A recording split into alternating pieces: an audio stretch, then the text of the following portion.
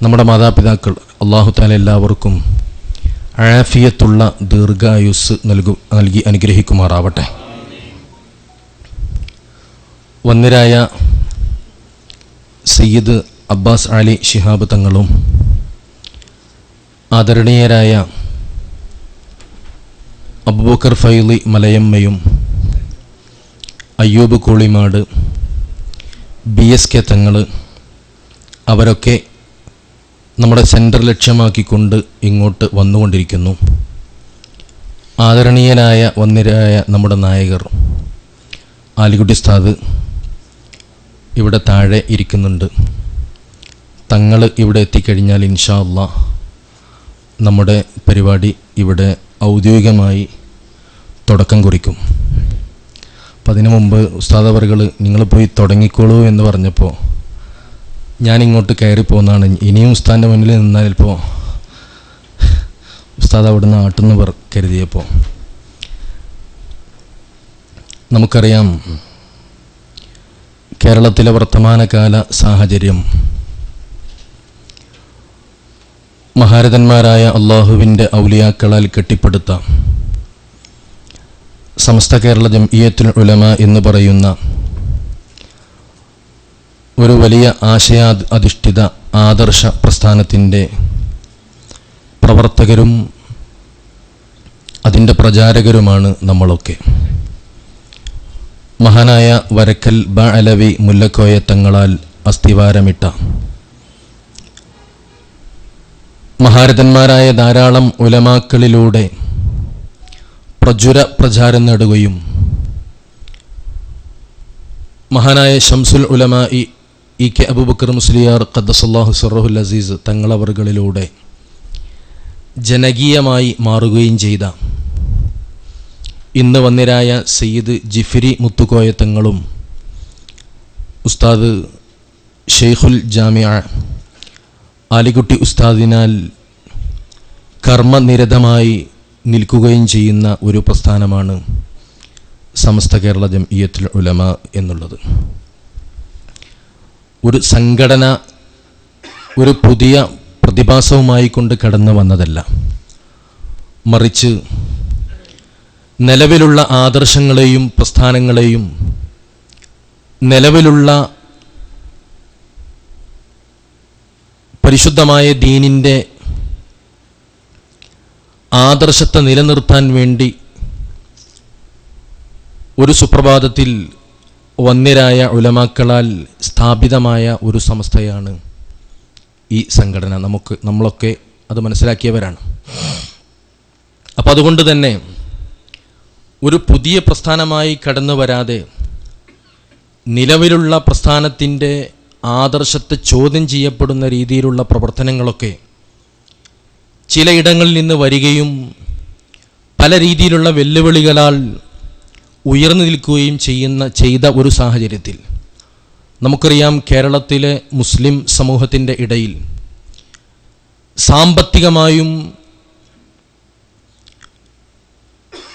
സാമ്പത്തികമായി വളരെ കൂടുതൽ പ്രതിസന്ധികൾ അനുഭവിച്ചു കൊണ്ടിരുന്ന ഒരു കാലം 1921 ബ്രിട്ടീഷുകാർക്കെതിരെയുള്ള സന്ധിയില്ലാ സമരത്തിൻ്റെ ഭാഗമായി കേരളത്തിലെ ഒരു വിഭാഗം ആളുകൾ എടുത്തുചാടുകയും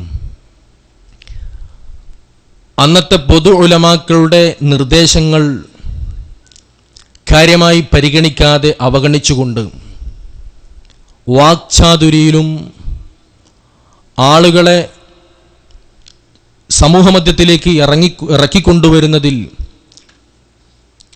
ശക്തമായ കഴിവുകളുമൊക്കെയുള്ള ഏതാനും ചില ആളുകൾ സമുദായത്തിൻ്റെ മുന്നിൽ വന്നുകൊണ്ട് ഒരു സമുദായത്തിൻ്റെ പൊതുപ്രശ്നമായി അവതരിപ്പിച്ചപ്പോൾ മുന്നും പിന്നും നോക്കാതെ എടുത്തുചാടിയ മലബാറിലെ മാപ്പിള സമൂഹം അവരെ ആ രംഗത്തേക്ക് ഇറക്കിവിട്ട് അവസാനം അവർ ഒന്നുമില്ലാതെ കുറേ യതീമുകളും കുറേ വിധവകളുമായി കൊണ്ട് സംഘർഷകലുഷിതമായ ഒരു അന്തരീക്ഷത്തിൽ നിലനിൽക്കുന്ന സാഹചര്യത്തിലാണ് ഈ സമൂഹത്തിൻ്റെ ബ്രിട്ടീഷുകാരുടെ തീത്തിപ്പുന്ന തോക്കുകളുടെ മുന്നിലേക്ക് ഇറക്കിക്കൊണ്ടുവന്ന ഒരു സമൂഹം അവർ പെട്ടെന്ന് ഉൾവലിയുകയും സമുദായത്തെ നയിക്കാനും അവരെ ആദർശരംഗത്ത് ഉറപ്പിച്ചു നിർത്താനും പറ്റുന്ന ഒരു സമൂഹം സംഘടിതമായി കൊണ്ട് ഇല്ലാത്ത ഒരു സാഹചര്യത്തിൽ അവർക്കിടയിലേക്ക് ഐക്യസംഘം എന്ന പേരിൽ ഒരു അനൈക്യസംഖ്യം കടന്നു വന്നപ്പോഴായിരുന്നു മഹാരഥന്മാരായ ഉലമാക്കൾ കേരളത്തിലെ മുസ്ലിം ഉമ്മത്തിൻ്റെ ഈമാനിൻ്റെ സംരക്ഷണത്തിന് വേണ്ടി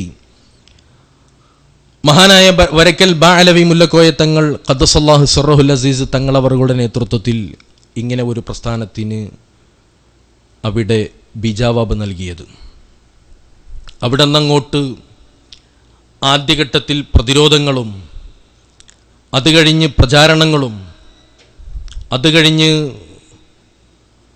പുതിയ സംവിധാനങ്ങളുമൊക്കെ ഉടലെടുത്തുകൊണ്ട് ഈ സമുദായത്തിന് ആവശ്യമാവുന്ന രീതിയിൽ അവരെ ഈമാനികമായി നിലയുറപ്പിച്ച് നിർത്താനുള്ള സർവ്വവിധ ശ്രമങ്ങളുമായിരുന്നു സമസ്തയുടെ നമ്മുടെ നായകർ നടത്തിക്കൊണ്ടിരുന്നത്. അപ്പം അതുകൊണ്ട് തന്നെ നമ്മളൊക്കെ മനസ്സിലാക്കിയ പോലെ തന്നെ ഒരു പുതിയ പ്രസ്ഥാനമായി കടന്നു വരാതെ അഷ്റഫുൽ വറാ ത്വഹ റസൂലുള്ളാഹി സ്വല്ലല്ലാഹു അലൈഹി വസല്ലമ തങ്ങൾ അവിടുന്ന് പ്രവർത്തിച്ച് കാണിച്ചു തന്ന അവിടുത്തെ സുന്നത്തിനെ, അവിടുത്തെ മാതൃകായോഗ്യമായ ജീവിതത്തിൽ നിന്ന് അവിടുത്തെ സുന്നത്തിനെ കണ്ടും കേട്ടും അറിഞ്ഞും പഠിച്ച ഒരു സമൂഹത്തിൽ നിന്ന് പരിശുദ്ധമായ ദീൻ പുൽകിയവരാണ് നമ്മുടെ മുൻഗാമികൾ. അതുകൊണ്ട് തന്നെ പിഴക്കാനോ പിഴപ്പിക്കാനോ കഴിയാത്ത രീതിയിലുള്ള ഈമാനികമായ ഒരു ആവേശം എന്നൊന്നും നിലനിൽക്കുന്ന ഒരു സമൂഹത്തിൻ്റെ ഇടയിലേക്ക് അവരുടെ ഈമാനിൻ്റെ ഇടയിൽ വിള്ളൽ തീർക്കാനുള്ള ശ്രമങ്ങൾ നടത്തിയപ്പോൾ ആ ശ്രമങ്ങളെ മഹാരഥന്മാരായ ഉലമാക്കളൊക്കെ ശക്തിയുക്തം എതിർത്ത് തോൽപ്പിച്ചിട്ടുണ്ട്. അതിൽപ്പെട്ടവരായിരുന്നു നമ്മുടെ ഉലമാക്കളൊക്കെ. മഹാനായ ശംസുൽ ഉലമാ ഖദ്ദസല്ലാഹു സിർറഹുൽ അസീസ് തങ്ങളവറുകൾ പരിശുദ്ധമായ ദീന് നമ്മുടെ നാട്ടിലേക്ക് കടന്നു വന്ന മഹാരഥന്മാരായ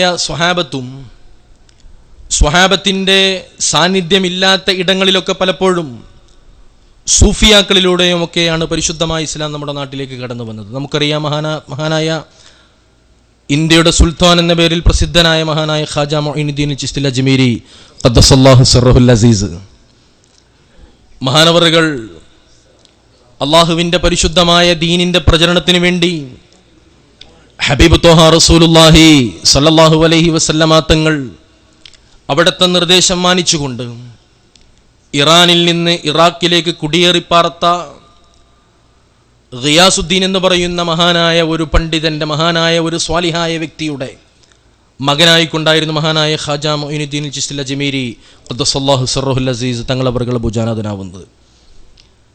പിതാവിൻ്റെ സമ്പന്നനായ ഒരു പിതാവ്, സാമ്പത്തികമായി കൊണ്ട് വലിയ സൗകര്യങ്ങളുള്ള ഒരു പിതാവിൻ്റെ പുത്രനായിക്കൊണ്ട് മഹാനായ ഖാജ തങ്ങളവറുകൾ ഭുജാതനാവുകയും പിതാവ് മരണപ്പെടുന്നതിൻ്റെ മുമ്പ് തൻ്റെ സമ്പത്ത് മുഴുവനും മക്കൾക്ക് അനിവാര്യമായ ഘട്ടത്തിൽ ഉപയോഗപ്പെടുത്താനുള്ള സമ്പത്തുകൾ മാത്രം ബാക്കി വെച്ച്, ഒരു തോട്ടം മാത്രം ബാക്കി വെച്ച് ബാക്കിയുള്ളത് മുഴുവനും പാവങ്ങൾക്ക് ദാനം ചെയ്തുകൊണ്ടായിരുന്നു പിതാവ് ലോകത്തിൽ നിന്ന് വിട പറയുന്നത്.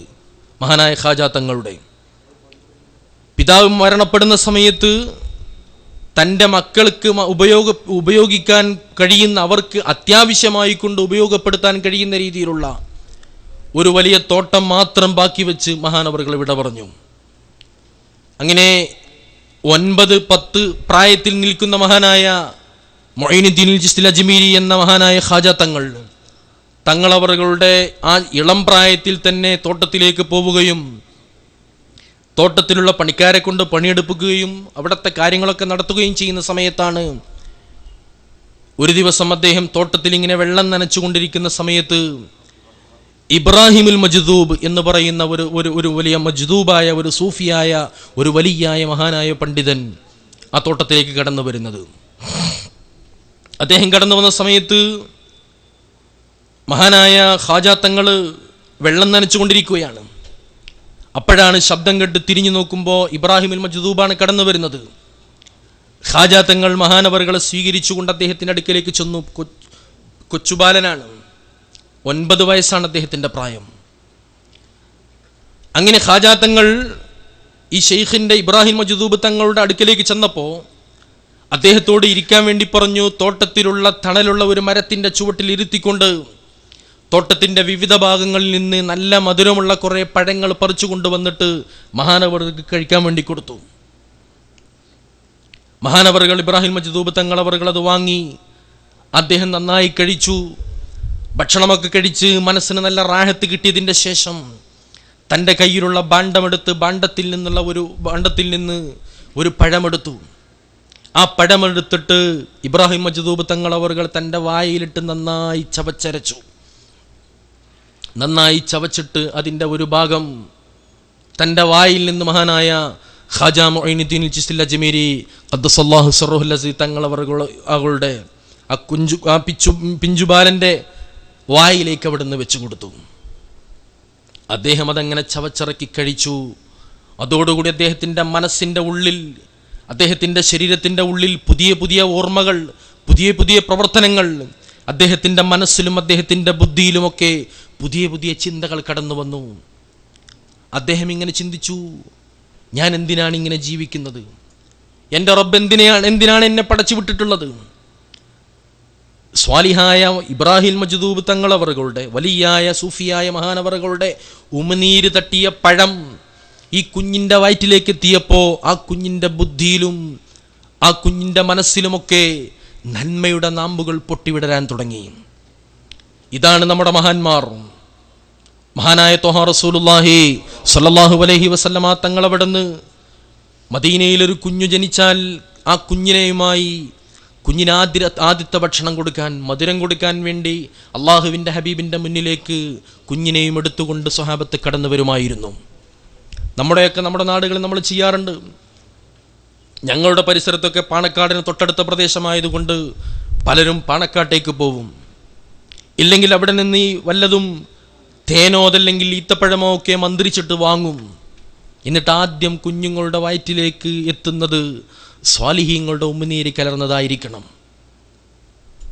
എന്നാൽ നന്മയിൽ നിന്ന് നന്മയുടെ നാമ്പുകൾ ആ കുഞ്ഞിൻ്റെ മനസ്സിലും ശരീരത്തിലും പൊട്ടിമുളക്കാൻ തുടങ്ങും. ഖാജാ തങ്ങളുടെ അവിടുത്തെ ജീവിതത്തിൻ്റെ ഗതി മാറ്റിയ സംഭവം ഇതാണ് എന്നാണ് ധാരാളം മഹത്തുക്കൾ അവിടെ നിന്ന് ഉദ്ധരിക്കാറുണ്ട്. മഹാനവറുകൾ അതിന് ശേഷമാണ് മഹാനായ ഉസ്മാനുൽ ഹാറൂനി തങ്ങളവറുകളും പോലോത്ത ധാരാളം മഹാന്മാർ 40ഓളം വർഷം, ഒരു ചരിത്രത്തിൽ കാണാൻ കഴിയും, 40ഓളം വർഷം മഹാനവറുകൾ അള്ളാഹുവിൻ്റെ ഔലിയാക്കളെ തേടിക്കൊണ്ട് അവരുടെ ഖാദിമായി അവരുടെ പിന്നിൽ നടന്നുകൊണ്ട് ജീവിച്ചു. ത്യാഗോജ്വലമായ ജീവിതം നയിച്ചിട്ടാണ് അവസാനം പരിശുദ്ധമായ മക്കയിൽ വന്ന് തൻ്റെ ഗുരുവാകുന്ന ഉസ്മാനുൽ ഹാറൂനി തങ്ങളോടുകൂടെ പരിശുദ്ധമായ മക്കയിൽ വന്ന് തവാഫ് ചെയ്ത് അത് കഴിഞ്ഞ് പരിശുദ്ധമായ മദീനയിൽ ചെന്ന് ഹബീബായ ത്വഹാ റസൂലുള്ളാഹി സ്വല്ലല്ലാഹു അലൈഹി വസല്ലം തങ്ങൾ അന്ത്യവിശ്രമം കൊള്ളുന്ന പരിശുദ്ധമായ മദീനയിലെ റൗളയുടെ സമീപത്തിരിക്കുമ്പോഴാണ് ചരിത്രത്തിൽ രണ്ടഭിപ്രായമുണ്ട്. യഖ്ലത്തിലായിക്കൊണ്ട് അദ്ദേഹത്തിൻ്റെ അടുക്കൽ ഹബീബ് ത്വഹാ റസൂലുള്ളാഹി സ്വല്ലല്ലാഹു അലൈഹി വസല്ലം തങ്ങൾ വന്നു എന്നും അതല്ല സ്വപ്നത്തിൽ കാണിച്ചു കൊടുത്തു. സ്വപ്നത്തിൽ പറഞ്ഞു, മകനെ, ഞാൻ നിന്നെ ഇന്ത്യയുടെ സുൽത്താനാക്കിക്കൊണ്ട് വാഴിച്ചിട്ടുണ്ട്, ഇന്ത്യയുടെ സുൽത്താനായിക്കൊണ്ട് ഞാൻ നിയമിച്ചിട്ടുണ്ട്. മഹാനവറുകൾ ചോദിച്ചു, ഹബീബേ, വലിയുപ്പ, ഏതാണ് ഇന്ത്യ? എവിടെയാണ്, എങ്ങോട്ടാണ് ഞാൻ പോവേണ്ടത്? അജ്മീറിലെ പ്രസിദ്ധമായ ഒരു വലിയ പർവ്വതം, ഒരു മല പോലും ഹബീബ് ത്വഹാ റസൂലുള്ളാഹി സ്വല്ലല്ലാഹു അലൈഹി വസല്ലം തങ്ങൾ സ്വപ്നത്തിൽ കാണിച്ചു കൊടുത്തത്രേ. അങ്ങനെയാണ് മഹാനവറുകൾ അവിടെ നിന്ന് അള്ളാഹുവിൻ്റെ ഹബീബ് അവിടെ നിന്ന് കാണിച്ചു കൊടുത്ത ദീപശിഖയുമായി കൊണ്ട് പരിശുദ്ധമായ ഇന്നവിടെ നിന്ന് അന്ത്യവിശ്രമം കൊള്ളുന്ന അജ്മീറിലേക്ക് വരുന്നത്. ധാരാളം സംഭവങ്ങളുണ്ട്. ഇപ്പം ഞാൻ പറഞ്ഞു വന്നത്, അള്ളാഹുവിൻ്റെ പരിശുദ്ധമായ ദീനിനെ നമ്മുടെ നാട്ടിലേക്ക് മഹാരഥന്മാരിലൂടെ നമ്മുടെ കൈകളിലേക്ക് എത്തിയ ആ ദീനിൻ്റെ സുന്ദരമായ പാന്താവിൽ വിഷവിത്തുകൾ പതിക്കാൻ വേണ്ടി തുടങ്ങിയപ്പോഴായിരുന്നു മഹാന്മാരായ നമ്മുടെ ഉലമാക്കൾ സടകുടഞ്ഞ് എഴുന്നേറ്റുകൊണ്ട് പരിശുദ്ധമായ മഹിതമായൊരു പ്രസ്ഥാനത്തിന് അവർ തുടക്കം കുറിക്കുന്നത്. അപ്പം അതുകൊണ്ട് തന്നെ എന്നും അത് പത്തരമാറ്റോടുകൂടി നിലനിൽക്കേണ്ടതാണ്. ഇന്നത്തെ നമ്മുടെ വർത്തമാനകാല സാഹചര്യം പലപ്പോഴും ജനകീയമായിക്കൊണ്ട് ഓരോ വിഷയങ്ങൾ വരുമ്പോഴും മജ്‌ലിസുന്നൂറിലൂടെ ഈ പ്രസ്ഥാനം ജനകീയമായി വന്നപ്പോൾ പലർക്കും അത് കണ്ണിലെ കരടായി മാറി.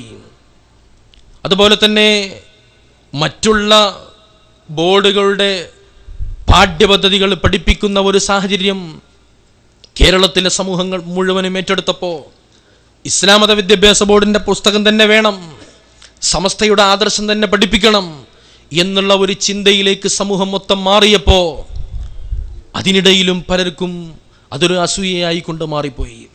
ഇങ്ങനെ പല രീതിയിൽ പ്രതിസന്ധികൾ ഓരോ ഘട്ടത്തിൽ കടന്നുപോയപ്പോഴും മഹാന്മാരായ അള്ളാഹുവിൻ്റെ ഔലിയാക്കൾ അവരൊക്കെ ഇതിൻ്റെ പിന്നിൽ നിന്നുകൊണ്ട് ഇതിൻ്റെ പ്രവർത്തനങ്ങളെ നിയന്ത്രിച്ചു.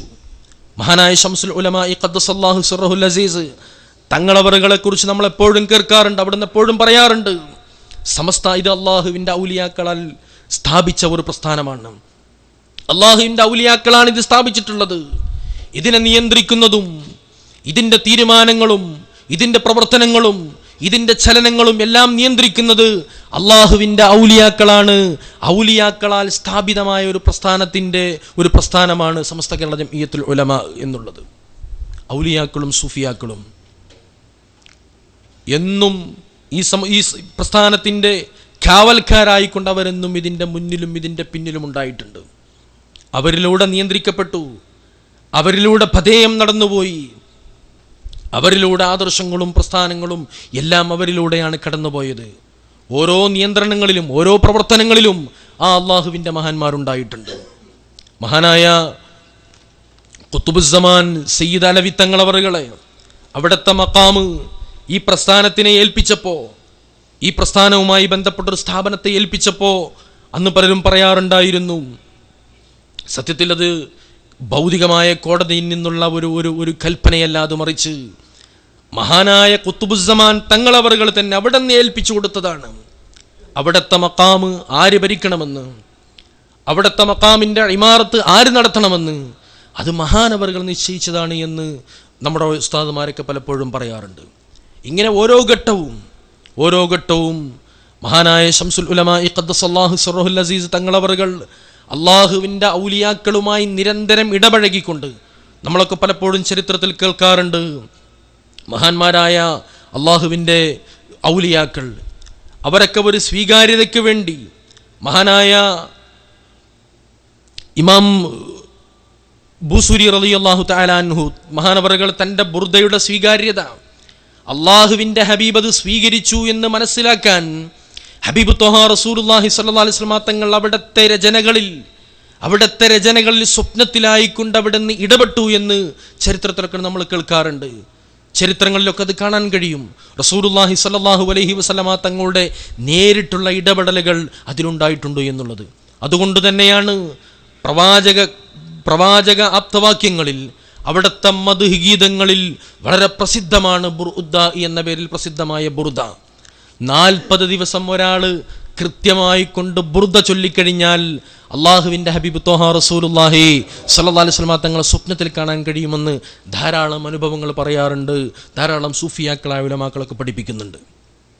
തുടർച്ചയായിക്കൊണ്ട് 40 ദിവസം പരിശുദ്ധമായ ബുർദ ഒരാൾ കൃത്യമായി കൊണ്ട് അതിൻ്റെ അതബോടുകൂടി നിർവഹിച്ചു കഴിഞ്ഞാൽ, നമ്മളെപ്പോഴും ചിന്തിക്കണം, നമ്മുടെ ചില പ്രവർത്തനങ്ങൾ, നമ്മുടെ ചില അമലുകൾ അതൊക്കെ വളരെ നിസാരമായ ചില വിഷയങ്ങളെ കൊണ്ട് തള്ളപ്പെടുകയും എന്നാൽ നിസാരമായ ചില വിഷയങ്ങളെ കൊണ്ട് സ്വീകരിക്കപ്പെടുകയും ചെയ്യുമെന്നുള്ളത്. നമ്മുടെ ചില പ്രവർത്തനങ്ങൾ, നമ്മുടെ ചില അമലുകളൊക്കെ ഇപ്പം നിസ്കാരത്തിൽ നമുക്കറിയാം, നിസ്കാരത്തിൽ നമ്മൾ സുജൂദ് ചെയ്യുന്ന സമയത്ത് സുജൂദിൽ ഒരു ശാഫിഈ മദ്ഹബ് അനുസരിച്ച് നിസ്കരിക്കുന്ന ഒരാളെ സംബന്ധിച്ചിടത്തോളം സുജൂദിൽ 7 അവയവങ്ങൾ വെക്കൽ നിർബന്ധമാണ് എന്നുള്ളതും, അതുപോലെ തന്നെ സുജൂദിൽ അവൻ്റെ കാൽ വിരലുകളുടെ പള്ള പലപ്പോഴും പലരും ശ്രദ്ധിക്കാത്തൊരു വിഷയമാണ്. കാൽ വിരലുകൾ ഇങ്ങനെ കുത്തിവെച്ചാൽ പോരാ, ഏതെങ്കിലും 2 കാലുകളിൽ നിന്നുള്ള ഏതെങ്കിലും ഒരു വിരലിൻ്റെ ഒരു പള്ളയെങ്കിലും വെച്ചെങ്കിലേ അവൻ്റെ സുജൂദ് സ്വഹിയാവൂ എന്നുള്ളത് നമ്മുടെ ഫിഖഹിൻ്റെ ഉലമാക്കളൊക്കെ നമ്മെ പഠിപ്പിക്കുന്നുണ്ട്. അപ്പം നമ്മുടെ അശ്രദ്ധ കൊണ്ട് അതൊക്കെ ചിലപ്പോൾ അത് തള്ളപ്പെട്ടേക്കാം നമ്മുടെ അമലുകൾ. അതുപോലെ തന്നെയാണ് പരിശുദ്ധമായ കഅബയിൽ തവാഫ് ചെയ്യുന്ന സമയത്ത് നമ്മുടെ ഫിഖഹിൻ്റെ കിതാബിലൊക്കെ കാണാൻ കഴിയും, അതിൻ്റെ സൂക്ഷ്മതയ്ക്ക് വേണ്ടി ആ കഅബയുടെ മൂലയിൽ നിന്നുകൊണ്ട് ഹജറുൽ അസ്വദിലേക്ക് തിരിഞ്ഞിട്ട് പിന്നീട് നമ്മൾ തവാഫ് തുടങ്ങുന്ന സമയത്ത് ഒരൽപ്പം നഷ്ടപ്പെടാൻ സാധ്യതയുണ്ട്. അതുകൊണ്ട് ആ മൂലയിലേക്ക് പോവാതെ ഹജറുൽ അസ്വദിൻ്റെ ഇവിടെ നമ്മൾ അങ്ങോട്ട് ചെല്ലുന്ന സമയത്ത് മൂലയിലേക്ക് എത്തുന്നതിൻ്റെ മുമ്പ് റുക്നുൽ യമാനി കഴിഞ്ഞിട്ട് അടുത്ത മൂല വരുന്നതിൻ്റെ മുമ്പ് ആദ്യം കഅബയുടെ ഭാഗത്തേക്ക് തിരിഞ്ഞിട്ട് പിന്നീട് അങ്ങോട്ട് തവാഫ് ചെയ്യുന്ന സമയത്ത് പരിപൂർണമായി കൊണ്ട് നമ്മുടെ തവാഫ് നമുക്ക് കിട്ടുമെന്നുള്ളത് ഞാൻ പറഞ്ഞെങ്കിൽ മനസ്സിലായോ? മനസ്സിലായില്ലേ? നിങ്ങൾ ഇപ്പം തന്നെ ഉറങ്ങുക, പരിപാടി തുടങ്ങിയിട്ടില്ല. ഇങ്ങനെ ഓരോ പ്രവൃത്തിയും നമ്മുടെ അമലുകളൊക്കെ അതുപോലെ തന്നെയാണ് പലരും. ഞാൻ പലപ്പോഴും പറയാറുണ്ട്, പല ആളുകളും നമുക്കറിയാം പരിശുദ്ധമായ മക്കയിൽ മസ്ജിദുൽ ഹറാമിൽ ഒരു റക്അത്തിനിക്ക് 1,00,000 റക്അത്തിന്റെ കൂലിയുണ്ട്. 1,00,000 റക്അത്തിന്റെ കൂലി.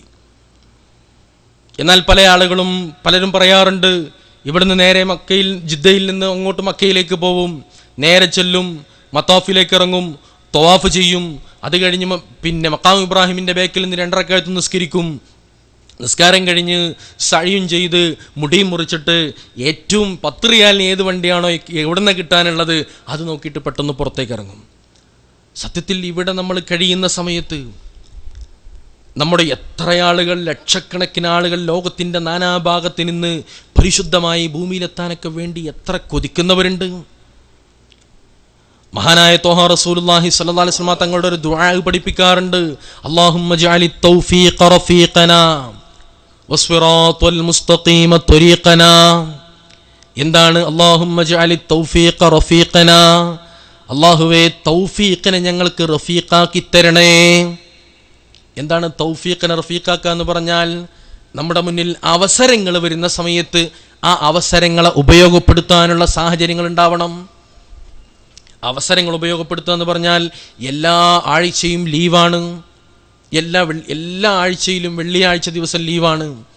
ആ വെള്ളിയാഴ്ച ഉദാഹരണത്തിന് ഇസ്ലാമിക് സെന്ററിന്റെ തൊട്ടടുത്ത് താമസിക്കുന്ന ഒരാൾ, അല്ലെങ്കിൽ ഇസ്ലാമിക് സെന്ററിൽ തന്നെ താമസിക്കുന്ന ഒരാൾ, ഇസ്ലാമിക് സെന്ററിൽ ധാരാളം ഇവിടെ സ്വലാത്ത് നടക്കുന്നുണ്ട്, മജ്ലിസുന്നൂർ നടക്കുന്നുണ്ട്. ഈ സമയത്ത് ഒരാൾക്ക് തോന്നുന്നു മജ്ലിസുന്നൂറിന് പോയപ്പോൾ കിട്ടുക ഒന്നും കിട്ടാനും ചിലപ്പോൾ കഴിഞ്ഞാൽ ഇപ്പോൾ ഒരു ചായയും ഒരു ഉണ്ട എന്തെങ്കിലും കിട്ടും. എന്നാൽ ഷർഫിക്കാണ്ട് ഇറങ്ങിയാലോ അവിടെ ഇഷ്ടം പോലെ ആൾക്കാരെ കിട്ടും. സംസം ബൂഫീൻ്റെ അടുത്ത് പോയിട്ട് വിളിക്കുക, അസ്സലാമു അലൈക്കും ഇജ്ജോടെ, വാലൈക്കും അസ്സലാം, ഞാൻ സംസം ബൂഫീൻ്റെ അടുത്തുണ്ട് അറിയും. അപ്പം നാട്ടുകാരൊക്കെ ഒന്ന് കാണാം, ഒന്ന് കൂടി ആടിയിട്ട് ഒന്ന് പിരിയാം. അതല്ലെങ്കിൽ മുകളിലേക്ക് കയറി പോകുന്നതിനേക്കാളും നല്ലത് ഞാനിവിടെ റൂമിലൊന്ന് കിടന്നുറങ്ങിയാൽ, അല്ലെങ്കിൽ എൻ്റെ മുന്നിലുള്ള എൻ്റെ ആധുനിക സൗകര്യങ്ങൾ ഉപയോഗപ്പെടുത്തിക്കൊണ്ട് പുതിയ അപ്ഡേറ്റുകളും പുതിയ വാർത്തകളും പുതിയ വിവരങ്ങളുമൊക്കെ അറിയാൻ എൻ്റെ മുന്നിൽ വഴികളുണ്ടല്ലോ, അതും കുത്തിക്കുറിച്ച് അങ്ങനെ നിന്ന് കഴിഞ്ഞാൽ സത്യത്തിൽ അവനെ സംബന്ധിച്ചിടത്തോളം അവന് തൗഫീഖ് നഷ്ടപ്പെട്ടു എന്നാണ്. അതുപോലെ തന്നെ പരിശുദ്ധമായ മക്കയിലേക്ക് നമുക്കറിയാം 10-13 റിയാൽ അല്ലെങ്കിൽ 16 റിയാൽ കൊടുത്താൽ അല്ലെങ്കിൽ 10 റിയാൽ കൊടുത്താൽ പരിശുദ്ധമായ മക്കയിൽ പോയിട്ട് ഒന്ന് തവാഫ് ചെയ്തു പോരാം, ഇല്ലെങ്കിൽ ഒരു ഉംറ എടുത്തു പോരാം. അപ്പോൾ ഒരാൾ ചിന്തിച്ചു, വെള്ളിയാഴ്ച ഏതായാലും ലീവല്ലേ, അല്ലാത്ത ദിവസങ്ങളൊന്നും കാര്യമായിട്ട് ഉറക്കം കിട്ടാറില്ല. പല പ്രവാസികളും പറയാറുണ്ട്, ഒരു അലാറം അടിക്കാതെ ഒന്ന് ഉറങ്ങിയിട്ടൊന്ന് ഉണരാനുള്ളൊരു അവസരം കിട്ടാൻ വേണ്ടിയിട്ട് നാട്ടിൽ പോകുന്ന വേണമെന്ന്. അലാറം വെച്ചിട്ട് എണീറ്റിട്ട് ഡ്യൂട്ടിക്ക് പോവുക, എന്നാ വരയ്ക്കുന്ന ഡ്യൂട്ടിൻ്റെ ഇടയിൽ വന്നിട്ട് ഇപ്പോൾ 2 മണിക്കൂർ റെസ്റ്റ് ഉണ്ടെങ്കിൽ ആ റെസ്റ്റിൽ നിന്ന് അലാറം വെച്ച് എണീക്കുക. ഇതൊന്നും ഇല്ലാതെ ഒന്ന് ഉറങ്ങണമെങ്കിൽ ലീവിൽ നാട്ടിൽ തന്നെ പോകണമെന്ന് പറയും. അപ്പം അങ്ങനെയൊന്നും ഇല്ലാത്തൊരു സാഹചര്യം വെള്ളിയാഴ്ച എന്തായാലും എന്താണ്, നേരം വിളിക്കുമ്പോൾ അങ്ങോട്ട് കിടന്നാൽ, അല്ലെങ്കിൽ വൈകിട്ട് രാത്രി ചില ആളുകളൊക്കെ ചെയ്യാറുണ്ട്, രാത്രിയൊക്കെ 12 മണിക്കും 1 മണിക്കൊക്കെ പോയി കിടന്നാൽ പിന്നെ ജുമേൻ്റെ ഒരു 1/2 മണിക്കൂർ മുമ്പ് കുളിച്ചിട്ട് പള്ളിയിലേക്ക് എത്താനുള്ളൊരു സമയം ബാക്കി വെച്ചിട്ട് എണീറ്റ് പോകാൻ പറ്റുന്നൊരു സാഹചര്യം. എന്നാൽ അതൊന്നും ഉപയോഗപ്പെടുത്താതെ ഒരാൾ വെള്ളിയാഴ്ച ലീവാണ്, പരിശുദ്ധമായ മക്കയിൽ പോയാൽ എനിക്ക് എത്ര കൂലി കിട്ടും? ഞാൻ പലപ്പോഴും ഇവിടെ പറഞ്ഞിട്ടുണ്ട്, 19 വർഷം പരിശുദ്ധമായ മക്കയിൽ ഉഴ്തൈബിയയിൽ ജീവിച്ച ഒരു സഹോദരനെ നേരിട്ട് ഞാൻ കണ്ടിട്ടുണ്ട്. 19 വർഷം അദ്ദേഹം ജീവിച്ചിട്ട് ജീവിതത്തിൽ ഒരു ഹജ്ജ് പോലും അദ്ദേഹം നിർവഹിച്ചിട്ടില്ല. ഒരൊറ്റ ഉംറയാണ് നിർവഹിച്ചത്. അത് തന്നെ അദ്ദേഹത്തിൻ്റെ ഉമ്മ വന്ന സമയത്ത് ഉമ്മയുടെ ആ വീൽ ചെയർ പിടിക്കാനുള്ള ഒരു അവസരം ഉണ്ടായപ്പോൾ അങ്ങനെ ഒരു ഉംറ കിട്ടി അദ്ദേഹത്തിനിക്ക്. അതല്ലാതെ അദ്ദേഹം സ്വന്തമായി കൊണ്ട് പരിശുദ്ധമായ മക്കയിൽ പോയി മസ്ജിദുൽ ഹറാമിൽ പോയി ഒരു ഉംറ പോലും നിർവഹിച്ചിട്ടില്ല. ഒരൊറ്റ ഹജ്ജും ചെയ്തിട്ടില്ല. 19 കൊല്ലം ജീവിച്ചു ഉഴ്തൈബിയയിൽ. അല്ലാഹു തആല അതിന് തൗഫീഖ് കൊടുത്തില്ല. പലരും പറയാറുണ്ട് നാട്ടിൽ നിന്നൊക്കെ പഴയ കാലത്തൊക്കെ ഇങ്ങോട്ട് ഉംറയ്ക്ക് വന്നിട്ട് ഇഷ്ടം പോലെ 4, 5, 6 തവണയ്ക്ക് ഉംറയ്ക്ക് വന്നിട്ട് മക്കയിലൊക്കെ ഫുന്ദുക്കിലൊക്കെ ജോലി കിട്ടി 5 വക്ത് നിസ്കാരം ജമാഅത്തായിക്കൊണ്ട് ഹറമിൽ ചെന്ന് നിസ്കരിക്കാൻ അവസരം ഉണ്ടായിട്ടും അപ്പോഴൊന്നും പോകാൻ തോന്നിയില്ല. പിന്നെ പറയും ഇനി എന്തായാലും വേണ്ടില്ല, അങ്ങനെ ഒരു അവസരം കിട്ടിയ ഒരു വക്ത് പോയി ഞാൻ ഒഴിവാക്കാതെ ഞാൻ പോകുമെന്ന് പറയും. പക്ഷെ ആ അവസരം പിന്നെ ഉണ്ടാവില്ല എന്ന് അവർക്കറിയാം. അവസരം ഉണ്ടാവുമ്പോൾ അത് ഉപയോഗപ്പെടുത്താനുള്ളൊരു സാഹചര്യം ഉണ്ടാവണം. നമ്മുടെ മുന്നിൽ അവസരം വരുമ്പോൾ, അതാണ് പള്ളിയുടെ തൊട്ട മുന്നിൽ താമസിക്കുന്ന ഒരാൾ, അല്ലെങ്കിൽ പള്ളിയുടെ തൊട്ടടുത്ത് കടയിട്ട് ജീവിക്കുന്ന ഒരാൾക്ക് 5 വക്ത് നിസ്കാരത്തിനിക്കും കടയടിച്ചിട്ട് പള്ളിയിലേക്ക് പോകാൻ അവസരം ഉണ്ടാകും. പക്ഷെ അപ്പം കരുതുന്നത് ഒരു 10 മിനിറ്റെങ്കിലും ഒന്ന് കാല് നീട്ടി റൂമിൽ പോയിരുന്നൊരു കട്ടൻ ചായ ഉണ്ടാക്കി ഇരുന്നാൽ അതൊരു കാര്യമില്ലെന്ന് കരുതിയിട്ട് കടയും ലോക്ക് ചെയ്ത് നേരെ റൂമിലേക്ക് പോകും. പറ്റുന്ന ആളുകളൊക്കെ പള്ളിയിൽ പോകും. കുറച്ചാളുകൾ ഇങ്ങനെ ഇങ്ങോട്ട് പോകണം പള്ളിക്ക്, കുറച്ചാൾ അങ്ങോട്ട് പോകണം, അത് റൂമിലേക്ക് ആയിരിക്കും. അല്ല, അത് സംഗതി ശരിയാണ്. മലയാളികൾ ഈ പാകിസ്ഥാനികൾ താമസിക്കുന്ന ഏരിയയിൽ നോക്കേണ്ടി. ഞാൻ നാളെ ഇവിടെ എൻ്റെ കൂടെയുള്ള പല സുഹൃത്തുക്കളും പറഞ്ഞു, സബഴീമിൽ പാകിസ്ഥാനികൾ നിറയെ താമസിക്കുന്ന ഒരു സ്ഥലത്ത് ചെന്നപ്പോൾ അസർ ജമാഅത്തിന് പള്ളി 3/4 ഭാഗം ആളുകളുണ്ട്. നോക്കുന്ന സമയത്ത് സൗദികൾ വളരെ കുറവാണ്, ബഹുഭൂരിപക്ഷവും പാകിസ്ഥാനികളും ഉത്തരേന്ത്യക്കാരുമാണ്. എന്നാൽ അപ്പം എന്നോട് എൻ്റെ കൂടെയുള്ള ഒരാൾ പറഞ്ഞു, ഇത് മലയാളികൾ താമസിക്കുന്ന ഒരു സ്ഥലത്താണെങ്കിൽ നേരെ വിരുദ്ധമായിരിക്കും, ആൾ വളരെ കുറവായിരിക്കും. പ്രത്യേകിച്ച് വെള്ളിയാഴ്ച അസർക്ക് ഉച്ചയ്ക്ക് സ്പെഷ്യലും കഴിച്ചിട്ട് ഉച്ചയ്ക്ക് എന്ത് ചെയ്യും, സുന്ദരമായിട്ട് കിടന്നാൽ പിന്നെ മഗ്‌രിബിൻ്റെ മുമ്പ് ഷറഫിക്ക് പോകാൻ ടൈം കണക്കാക്കിയിട്ട് എണീക്കുള്ളൂ. അപ്പം സത്യത്തിൽ അത് നമ്മുടെ അല്ലാഹു തആല നമുക്ക് തരുന്ന അവസരങ്ങൾ ഉപയോഗപ്പെടുത്താൻ കഴിയുക. അതുകൊണ്ടാണ് പറഞ്ഞത് തൗഫീഖിനെ ഞങ്ങൾക്ക് റഫീഖാക്കി തരണേ, തൗഫീഖിനെ ഞങ്ങൾക്ക് കൂട്ടുകാരനാക്കി തരണം. ഞങ്ങളുടെ മുന്നിൽ അവസരങ്ങൾ വന്നാൽ ആ അവസരങ്ങൾ ഉപയോഗപ്പെടുത്താനുള്ള സാഹചര്യങ്ങൾ ഉണ്ടാവണം. സ്വീകരിക്കൽ അത് അള്ളാഹുവിൻ്റെ ഭാഗത്ത് നിന്നാണ്. സ്വീകരിക്കുമോ ഇല്ലേ നമുക്ക് പറയാൻ കഴിയില്ല. എത്ര നമ്മൾ ഉഷാറാക്കി ചെയ്താലും അതൊക്കെ അള്ളാഹുവിൻ്റെ ഭാഗത്ത് നിന്നാണ്. അതുകൊണ്ടാണല്ലോ ഖലീലുല്ലാഹി ഇബ്രാഹിം നബി അലൈഹിസ്സലാത്തു വസ്സലാം അള്ളാഹുവിൻ്റെ നിർദ്ദേശപ്രകാരം ജിബ്രീൽ അലൈഹിസ്സലാത്തു വസ്സലാം കൂടെ നിന്നിട്ട്, ഇസ്മായിൽ നബി അലൈഹിസ്സലാത്തു വസ്സലാം സഹായിയായി നിന്നിട്ട് പരിശുദ്ധമായ കഅബയുടെ നിർമ്മാണം നടത്തിയിട്ട് മഹാനവറുകൾ ദുആ ചെയ്തത് റബ്ബനാ തഖബ്ബൽ മിന്നാ, അല്ലാഹുവേ ഞങ്ങളിൽ നിന്ന് സ്വീകരിക്കണേ എന്നാണ്.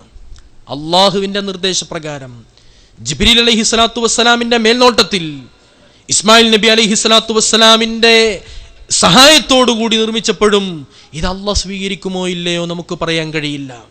എത്രയെത്ര മഹാന്മാർ മരണത്തിൻ്റെ സമയത്ത് അവരൊക്കെ പൊട്ടി കരഞ്ഞിട്ടുണ്ട്. എത്രയോ മഹാന്മാർ നിസ്കാരത്തിലുള്ള വസ്വാസിനെ കുറിച്ച് ആലോചിച്ചിട്ട് ആയിരക്കണക്കിന് ശിഷ്യന്മാരുള്ള വലിയ ഒരു മഹാൻ അദ്ദേഹം പൊട്ടി കരയുന്നു.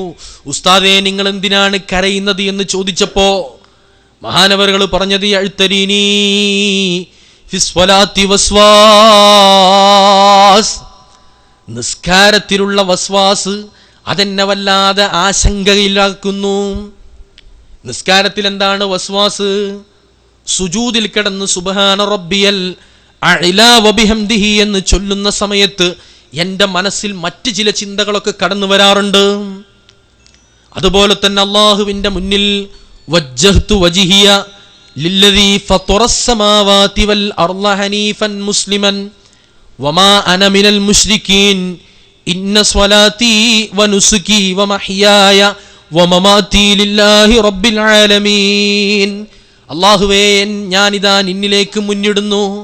എൻ്റെ ജീവിതവും എൻ്റെ മരണവും എൻ്റെ കർമ്മങ്ങളും എല്ലാം റബ്ബേ നിനക്കാണ് എന്ന് പറഞ്ഞ് ഇഫ്തിതാഹിൻ്റെ ദുആ നിർവഹിച്ചിട്ട് പിന്നീട് അങ്ങോട്ട് നിൽക്കുന്ന സമയത്ത് എൻ്റെ മനസ്സൊക്കെ ഏതോ ലോകത്താണ്. അള്ളാഹുവിൻ്റെ മുന്നിൽ ഒരു മുഅ്മിനിന്റെ മിഅ്റാജാണ് നിസ്കാരം എന്നാണ് ഹബീബ് ത്വഹ റസൂലുള്ളാഹി സ്വല്ലല്ലാഹു അലൈഹി വസല്ലം തങ്ങൾ അവിടെ നിന്ന് പഠിപ്പിച്ചത്. മുഅ്മിനിന്റെ മിഅ്റാജാണ്, മുഅ്മിനായ മനുഷ്യന്റെ മിഅ്റാജ്. അള്ളാഹുവിന്റെ ഹബീബിനെ അല്ലാഹു തആല ഏഴാകാശങ്ങൾക്കപ്പുറത്തേക്ക് അള്ളാഹുവിന്റെ സമക്ഷത്തിങ്കിലേക്ക് കൊണ്ടുപോയിട്ട് അള്ളാഹുവിന്റെ ഹബീബും പരസ്പരം കണ്ടുമുട്ടിയ സന്ദർഭം ഇതുപോലത്തെ ഒരു സന്ദർഭമാണ്, ഇതുപോലത്തെ ഒരു മാനസികാവസ്ഥയാണ് ഒരു വിശ്വാസിക്ക് നിസ്കരിക്കാൻ വേണ്ടി നിൽക്കുന്ന സമയത്തുണ്ടാവേണ്ടത്. അത്രത്തോളം അള്ളാഹുവിനോടുള്ള നേരിട്ടുള്ള അഭിമുഖമാണ്, നേരിട്ടുള്ള സംഭാഷണമാണ് നിസ്കാരം. അപ്പോൾ ആ ഒരു രീതിയിലുള്ള ഒരു ചിന്ത, ഒരു മാനസികമായ അവസ്ഥ നമുക്കുണ്ടാവണം. അള്ളാഹു നമുക്ക് തൗഫീക്ക് നൽകുമാറാവട്ടെ. അങ്ങനെയൊക്കെയുള്ള മഹാന്മാരുണ്ടായിരുന്നു. നിസ്കരിക്കാൻ വേണ്ടി നിന്ന് കഴിഞ്ഞാൽ നമ്മളൊക്കെ സാധാരണ കേൾക്കാറുണ്ട്, അലി ഇബ്നു അബീ ത്വാലിബ് റളിയല്ലാഹു തആല അൻഹു നിസ്കരിക്കാൻ വേണ്ടി നിന്നപ്പോൾ അവിടുത്തെ കാലിൽ തറച്ച അമ്പ് വലിച്ചൂരിയതൊക്കെ നമ്മളൊക്കെ ചരിത്രത്തിൽ കേൾക്കാറുണ്ട്. നമുക്കൊക്കെ അങ്ങനെ നിസ്കരിക്കാൻ പറ്റുന്ന ഒരു മനസ്സുണ്ടായി കഴിഞ്ഞാൽ നമ്മളൊക്കെ രക്ഷപ്പെട്ടു. അള്ളാഹു നമുക്കതിന് തൗഫീക്ക് നൽകുമാറാവട്ടെ. നമുക്ക് അള്ളാഹുവിനോട് ദുആ ചെയ്യാം.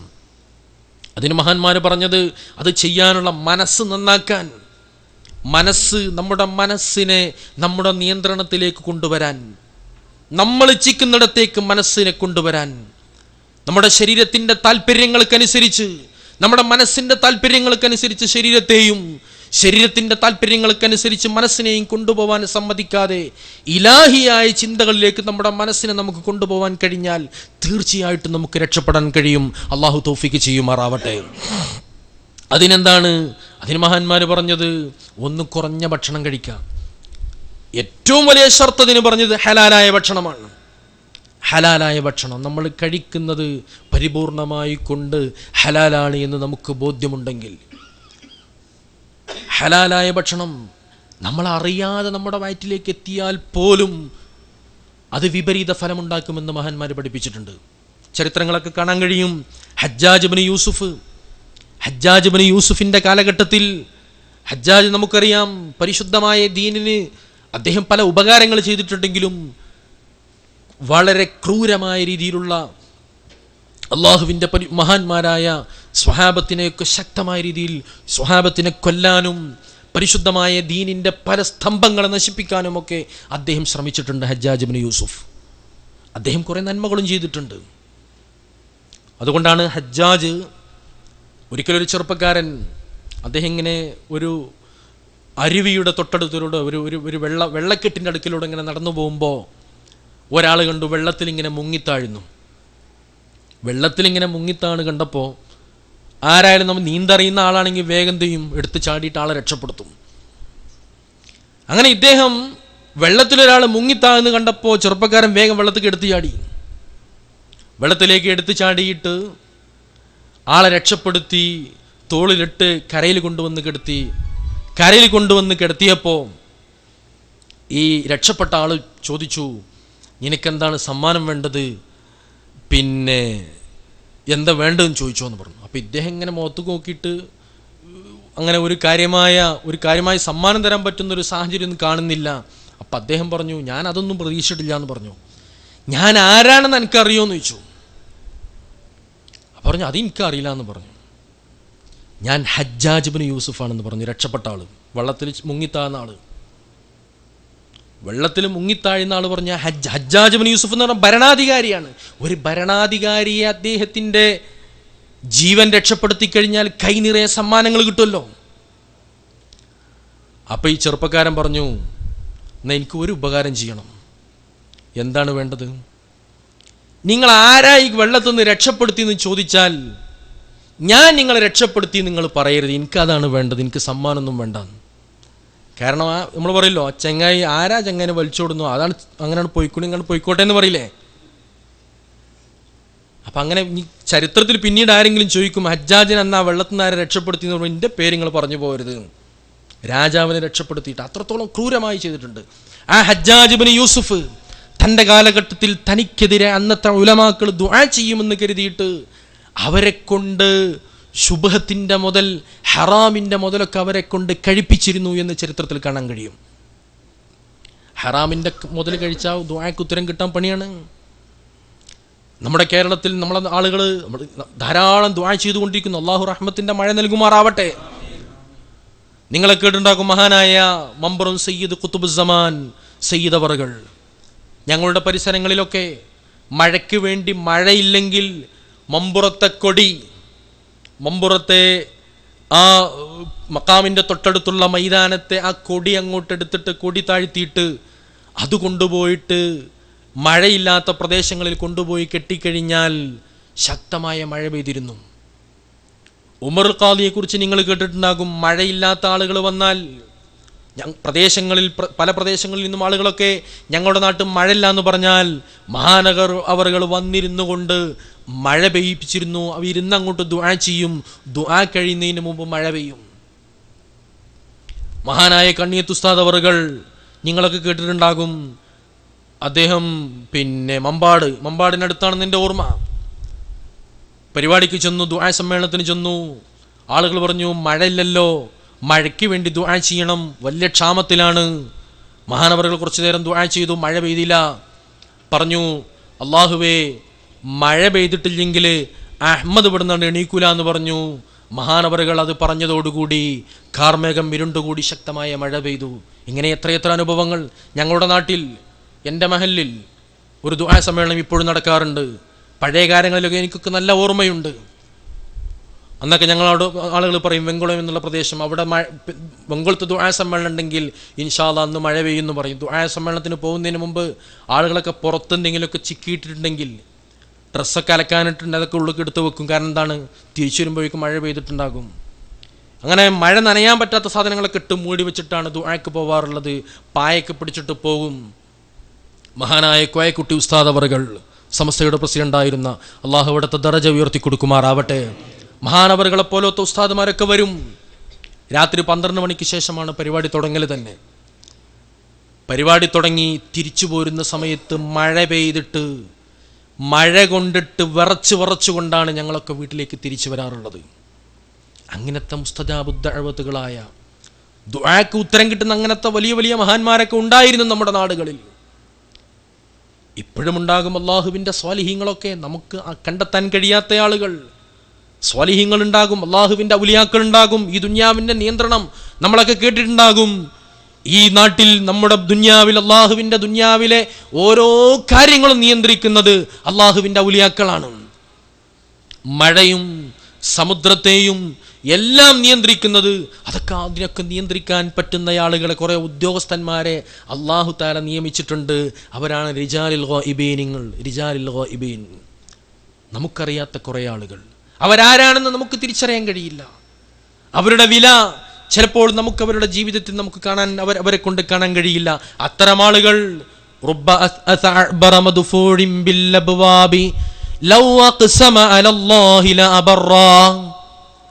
എത്രയെത്ര ആളുകൾ മുടിച്ചടക്കുത്തിയ, അപരിഷ്കൃതരായ, ഭംഗിയായി വസ്ത്രം ധരിക്കാത്ത, ചെളി പുരണ്ട് കൊണ്ട് ജീവിക്കുന്ന എത്രയെത്ര ആളുകൾ, അവരൊക്കെ അള്ളാഹുവിൻ്റെ മുന്നിൽ അവരങ്ങ് സത്യം ചെയ്ത് പറഞ്ഞാൽ അള്ളാഹ് അത് നടത്തി കൊടുക്കും. അള്ളാഹിനെ പിടിച്ചിട്ട് അവരങ്ങോട്ട് പറഞ്ഞാൽ അള്ളാഹു അതൊക്കെ സാധ്യമാക്കി കൊടുക്കുന്ന മഹാന്മാർ അള്ളാഹുവിൻ്റെ ഭൂമിയിലുണ്ടാകും. അത്തരം മഹാന്മാരിലൂടെയാണ് ഭൂമിയുടെ നിയന്ത്രണം പോലും അള്ളാഹു നിശ്ചയിച്ചിട്ടുള്ളത്. അതാണ് ഖുതുബീങ്ങൾ എന്ന് പറഞ്ഞാൽ. അഖ്താബുൽ അർബഅ, 4 ഖുതുബീങ്ങളെ നമ്മൾ മഹാന്മാർ പരിചയപ്പെടുത്തുന്നുണ്ട്. അതുപോലെ തന്നെ അള്ളാഹുവിൻ്റെ ഔലിയാക്കൾ, ഖുതുബീങ്ങളുടെ കീഴിലുള്ള അവരുടെ മുഷാവറിൽപ്പെട്ട ആളുകൾ. പണ്ടെങ്ങനെ ഒരാൾ നമ്മുടെ നാട്ടിൽ നിന്ന് ഒരാൾ സ്വപ്നത്തിൽ കണ്ടിരുന്നു, ഏതോ ഒരു മുഷാവറ മെമ്പറെ. അതൊന്നല്ല, ആ മുഷാവറ മെമ്പറുടെ സ്വപ്നമൊക്കെ നമുക്ക് മനസ്സിലായിട്ടുണ്ട് പിന്നീട്. എന്നാൽ അങ്ങനെയൊന്നുമല്ല. അള്ളാഹുവിൻ്റെ ഔലിയാക്കൾ അവർ എന്നും ഭൂമിയിൽ ജീവിച്ചിരിക്കുന്നു. അന്ത്യനാൾ വരെ ഭൂമിയുടെ നിയന്ത്രണം അവരുടെ കൈകളിലാണ്. അവരാണ് എല്ലാം നിയന്ത്രിക്കുന്നത്. പക്ഷേ അള്ളാഹുവിൻ്റെ ഖദർ ഖലാ പോലെ ഓരോ കാര്യങ്ങളും, അതിൻ്റെ തസാറുഫുകൾ, അതൊക്കെ ഇവരാണ് നിയന്ത്രിക്കുന്നത്. അതുകൊണ്ടാണ് അള്ളാഹുവിൻ്റെ ഖുദ്റത്ത്, അള്ളാഹുവിൻ്റെ ഖലാഇനെ ചോദ്യം ചെയ്യുന്ന ഒരു മനസ്സ് പോലും ഉണ്ടാവാൻ പാടില്ല. മഴ പെയ്യുന്ന സമയത്ത് നിങ്ങളെ കേട്ടിട്ടുണ്ടാകും, അന്തരീക്ഷത്തിലൂടെ പറക്കാനുള്ള കഴിവ് കൊടുത്ത അള്ളാഹുവിൻ്റെ ഔലിയാക്കൾ, പറന്നുകൊണ്ട് നടക്കാൻ. ഞാനിപ്പോൾ ഇന്നലെ ഞാൻ വായിച്ചു, ഒരു മഹാനായ പണ്ഡിതൻ, ഈജിപ്തിൽ ജീവിച്ചിരുന്ന ഒരു മഹാനവറുകൾ പരിശുദ്ധമായ മക്കയിലേക്ക് പലപ്പോഴും, ഈജിപ്തിൽ നിന്ന് പലപ്പോഴും മക്കയിലേക്ക് നമ്മൾ മമ്പുറത്ത് തങ്ങൾ നമ്മൾ കേൾക്കാറുണ്ട്. സുബഹി നിസ്കരിക്കാൻ മമ്പുറത്തുള്ള തങ്ങളവറുകൾ ജുമുഅ നിസ്കരിക്കാൻ പരിശുദ്ധമായ മക്കയിൽ, ജുമുഅ കഴിഞ്ഞിട്ട് അസർ നിസ്കരിക്കാനോ പരിശുദ്ധമായ നമ്മുടെ നാട്ടിലെ തിരൂരങ്ങാടി പള്ളിയിൽ തങ്ങൾ തിരിച്ചെത്തും. ഒരിക്കൽ തങ്ങളോട് തങ്ങളുടെ ഒരു ഖാദിമ പറഞ്ഞു, തങ്ങളപ്പ എനിക്കൊന്ന് മക്കത്തേക്ക് പോരെന്ന് പറഞ്ഞു. തങ്ങൾ പറഞ്ഞു പോരേന്ന് പറഞ്ഞു. സുബഹി നിസ്കാരം കഴിഞ്ഞു. ഇയാളുടെ കൈയും പിടിച്ചിട്ട് പുഴവക്കിലേക്ക് ചെന്നിട്ട് മമ്പുറം തങ്ങൾ കൈ പിടിച്ചിട്ട് പറഞ്ഞു, കണ്ണ് ചിമ്മിക്കാണാന്ന് പറഞ്ഞു. കണ്ണങ്ങോട്ട് ചിമ്മി. എന്തൊക്കെയോ ശബ്ദങ്ങളും എന്തൊക്കെയോ ഇളക്കങ്ങളും കണ്ടു. കുറച്ച് സമയം കഴിഞ്ഞപ്പോൾ തങ്ങൾ പറഞ്ഞു, കണ്ണ് തുറന്നാളാന്ന് പറഞ്ഞു. കണ്ണ് തുറന്നപ്പോൾ പരിശുദ്ധമായ മത്തോഫിൽ. അങ്ങനെ മത്തോഫില് തവാഫൊക്കെ ചെയ്ത് ജുമുഅക്ക് നിസ്കരിച്ചു. നിസ്കാരം കഴിഞ്ഞ് തങ്ങൾ പറഞ്ഞു എൻ്റെ അടുത്ത് തന്നെ ഇരുന്നുകൊണ്ടിരുന്നതെന്ന് പറഞ്ഞു. ആയിക്കോട്ടെ എന്ന് പറഞ്ഞു. മൂപ്പര് അവിടുത്തെ ആ അഹ്വാലുകളൊക്കെ കണ്ടപ്പോൾ മൂപ്പരാകെ പരിഭ്രാന്തനായി. മൂപ്പര് അറിയാതെ എണീറ്റുപോയി. തിരിച്ചു വന്നപ്പോഴേക്ക് തങ്ങളെ കാണാനില്ല. അദ്ദേഹം ബേജാറിലായി. അങ്ങനെ അദ്ദേഹം ഇങ്ങനെ നടക്കുന്നത് കണ്ടപ്പോൾ ആരോ പറഞ്ഞു, എന്താ ചോദിച്ചു. അപ്പോൾ പറഞ്ഞു, ഇങ്ങനെ ഞാനിങ്ങനെ ഒരാളപ്പം വന്നിരുന്നു. പേടിക്കേണ്ട, അടുത്ത വെള്ളിയാഴ്ച മൂപ്പര് വരും, അപ്പം തിരിച്ചു പോയാൽ മതി എന്ന് പറഞ്ഞു. പിറ്റത്തെ വെള്ളിയാഴ്ച അദ്ദേഹം തങ്ങളവറുകൾ ഇരുന്ന അതേ സ്ഥലത്ത് അവിടെ കാത്തിരുന്നു. തങ്ങൾ ജുമുഅ നിസ്കാരം കഴിഞ്ഞ ഉടനെ തങ്ങളുടെ കൈ അവിടെ പിടിച്ചു. അപ്പോൾ പറഞ്ഞു, എനിക്ക് പോരാനായെന്ന് ചോദിച്ചാൽ, ഞാൻ പോരുന്നതാണ് തങ്ങപ്പ, ഞാൻ അവിടെ നിൽക്കാൻ കരുതിയല്ലായിരുന്നു, എന്നാ പോരുമെന്ന് പറഞ്ഞു. കണ്ണ് ചിമ്മാൻ പറഞ്ഞു. തിരിച്ചു വന്നപ്പോഴേക്ക് പരിശുദ്ധമായ നമ്മുടെ നാട്ടിലെ തിരുരങ്ങാടി അദ്ദേഹം എത്തി. അതുപോലെ ഇന്നലെ ഞാൻ ഒരു മഹാനവറുകളെ വായിച്ചു. അദ്ദേഹം പരിശുദ്ധമായ മക്കയിലേക്ക് കൈ പിടിച്ചുകൊണ്ട് നേരെ വരുന്നു. കണ്ണ് ചിമ്മാൻ വേണ്ടി പറഞ്ഞു. കണ്ണ് ചിമ്മി. കുറച്ച് സമയം കഴിഞ്ഞപ്പോൾ അദ്ദേഹം അവർ രണ്ടുപേരും എത്തി നിൽക്കുന്നത് പരിശുദ്ധമായ ജന്നത്തുൽ മുഹല്ലയിൽ മഹാനായ മഹദിയായ ഖദീജത്തുൽ കുബ്ര റളിയല്ലാഹു തആല അൻഹാ അന്ത്യവിശ്രമം കൊള്ളുന്ന പരിശുദ്ധമായ മക്കയിലെത്തിയിട്ടുണ്ട്. ജന്നത്തുൽ മുഹല്ലയിൽ അവിടെ നിന്ന് ഖദീജ ബീവിയെ സിയാറത്ത് ചെയ്തു. ഫുളൈൽ ഇബ്നു ഇയാദ് റളിയല്ലാഹു തആല അൻഹുവിനെയും സിയാറത്ത് ചെയ്തു. ഫുളൈൽ ഇബ്നു ഇയാദ് ആബിദുൽ ഹറമൈൻ എന്നായിരുന്നു അദ്ദേഹത്തിന്റെ പേര്. ആബിദുൽ ഹറമൈൻ ജീവിതകാലം മുഴുക്കെ മക്കയിലും മദീനയിലും ഇബാദത്ത് കൊണ്ട് കഴിഞ്ഞു. ആരായിരുന്നു ഫുളൈൽ? കൊള്ളക്കാരനായിരുന്നു. വലിയ കൊള്ളക്കാരനും മോശപ്പെട്ട് ജീവിച്ചയാൾ. ഒരു രാത്രി അദ്ദേഹം കൊള്ളയടിച്ച അദ്ദേഹത്തിന്റെ വസ്തുക്കൾ തൻ്റെ സങ്കേതത്തിൽ കൊണ്ടുപോയി വെച്ചിട്ട് അദ്ദേഹത്തിന്റെ പ്രേയസിയായ അദ്ദേഹത്തിന്റെ സഖിയുടെ സമീപത്തേക്ക് അദ്ദേഹം പോവുകയാണ്. അദ്ദേഹത്തിന്റെ കാമുകിയുടെ സമീപത്തേക്ക് പോകുന്ന സമയത്ത് അദ്ദേഹം നടന്നു പോകുന്ന മതിലിന്റെ പുറകിൽ നിന്ന് വിളി കേൾക്കുന്നു.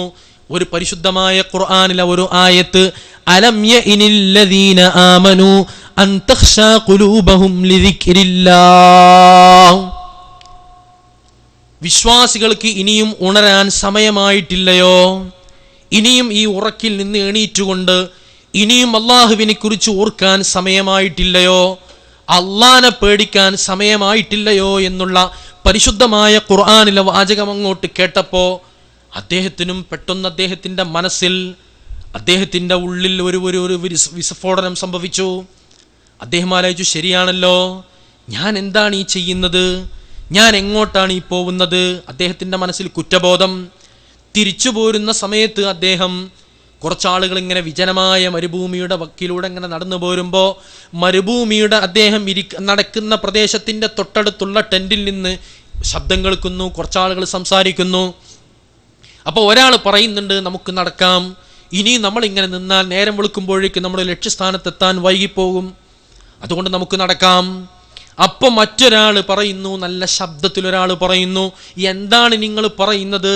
നമ്മൾ എങ്ങോട്ടാണ് നമ്മൾ പോകുന്നത്? ഫുളൈലിന്റെ വഴിയാണിത്.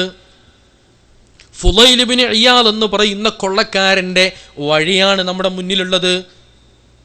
ഇനി നമ്മൾ അങ്ങോട്ട് പോയാൽ ഫുളൈൽ നമ്മളെ പിടികൂടും. കേട്ട സമയത്ത് മനസ്സിന്റെ അദ്ദേഹത്തിന് വല്ലാത്ത കുറ്റബോധം തോന്നിപ്പോയി. അദ്ദേഹം ഒറ്റയ്ക്കിരുന്നു കൊണ്ട് പൊട്ടിപ്പൊട്ടിക്കരഞ്ഞ് അള്ളാഹുവിലേക്ക് തൗബ ചെയ്ത് മടങ്ങി. അവസാനം അദ്ദേഹം ചിന്തിച്ചു, ഞാൻ ഇനി ഇങ്ങനെ ജീവിച്ചാൽ മതിയാവില്ല. നേരെ നടന്നു പരിശുദ്ധമായ മക്കയിലേക്ക്. പിന്നീട് മക്കയിലും മദീനയിലും ഇബാദത്തിലായി കഴിഞ്ഞ ഫുളൈൽ ഇബ്നു ഇയാദ് റളിയല്ലാഹു തആല അൻഹു വലിയ മഹാനായി. അതാണ് നമ്മളൊക്കെ എത്ര തെറ്റുകൾ നമ്മൾ ചെയ്തിട്ടുണ്ടെങ്കിലും അതൊന്നും നമ്മളൊരു വിഷയമാക്കരുത്. തെറ്റുകൾ നമ്മിൽ നിന്ന് വന്നു പോയിട്ടുണ്ടെങ്കിൽ അതിനെ പൊറുക്കാനുള്ള വഴി അള്ളാഹു നമുക്ക് തന്നിട്ടുണ്ട്. തെറ്റ് ചെയ്തിട്ടുണ്ടെങ്കിൽ നമ്മളൊരിക്കലും നിരാശരാവരുത്. അള്ളാഹുവിലേക്ക് മടങ്ങാനുള്ള വഴി അത് നമ്മുടെ മുന്നിൽ എപ്പോഴും ഇങ്ങനെ തുറന്നുകൊണ്ടിരിക്കും. ഏതുവരെ? അന്ത്യനാളിൻ്റെ കാഹളം മുഴങ്ങുന്നത് വരെ. അതല്ലെങ്കിൽ നമ്മുടെ റൂഹ് നമ്മുടെ തൊണ്ടക്കുഴിയിലെത്തുന്നത് വരെ അള്ളാഹുവിലേക്ക് തൗബ ചെയ്ത് മടങ്ങാനുള്ള അവസരം നമ്മുടെ മുന്നിൽ അള്ളാഹു തആല തുറന്നു നിന്നിട്ടുണ്ട്. അള്ളാഹുവിൻ്റെ റഹ്മത്തിൻ്റെ വാതിൽ നമ്മുടെ മുന്നിൽ എപ്പോഴും തുറന്നു കിടക്കുന്നുണ്ട്. അതുകൊണ്ടാണല്ലോ റസൂലുള്ളാഹി സ്വല്ലല്ലാഹു അലൈഹി വസല്ലമ തങ്ങളുടെ മുന്നിൽ വന്ന വഹ്ശിയെ പോലും തിരിച്ചുവിട്ട ഹബീബിനെ മുഖറബുൽ അംലാക്ക് മലക്ക് ജിബ്രീൽ അലൈഹിസ്സലാത്തു വസ്സലാം വന്നിട്ട്, ഹബീബേ, നബിയെ, അങ്ങൊരിക്കലും തിരിച്ചുവിടരുത്. അല്ലാഹ് പറയുന്നത് എന്താണ്?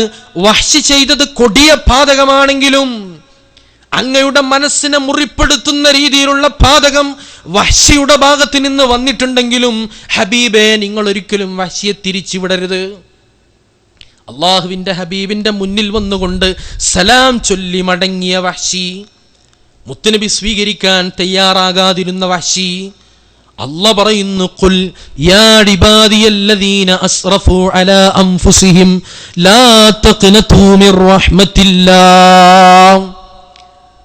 സത്യവിശ്വാസികളെ, നിങ്ങളൊരിക്കലും അള്ളാഹുവിൻ്റെ റഹ്മത്തിനെ തൊട്ട് നിരാശരാവരുത്. എത്ര തെറ്റുകൾ ചെയ്തിട്ടുണ്ടെങ്കിലും നിങ്ങളുടെ റബ്ബ് നിങ്ങളെ സ്വീകരിക്കാൻ കാത്തിരിക്കുകയാണ്. റഹ്മാനായ റബ്ബ് നമ്മെ സ്വീകരിക്കാൻ കാത്തിരിക്കുന്നുണ്ട്. അതുകൊണ്ട് വഹ്ശിയെ തിരിച്ചു വിളിച്ച ഹബീബ് ത്വാഹ റസൂലുള്ളാഹി സ്വല്ലല്ലാഹു അലൈഹി വസല്ലം തങ്ങൾ, വഹ്ശി പരിശുദ്ധമായ ഇസ്ലാമിലേക്ക് വന്നു. വഹ്ശി റളിയല്ലാഹു അൻഹു ആയി ഇസ്ലാമിലേക്ക് കടന്നു വന്നു. അള്ളാഹുവിൻ്റെ ഹബീബിൻ്റെ മനസ്സിൻ്റെ വേദന നമ്മളൊക്കെ ചരിത്രത്തിൽ കേട്ടിട്ടുണ്ടാകും. റസൂലുള്ളാഹി സ്വല്ലല്ലാഹു അലൈഹി വസല്ലം തങ്ങൾ പറഞ്ഞു, വഹ്ശി, ഞാൻ സലാം വീട്ടുന്ന സമയത്ത് എൻ്റെ കണ്ണിൽ നിങ്ങൾ വരുന്ന രീതിയിൽ നിങ്ങൾ എൻ്റെ സൈഡിലിരിക്കരുത്.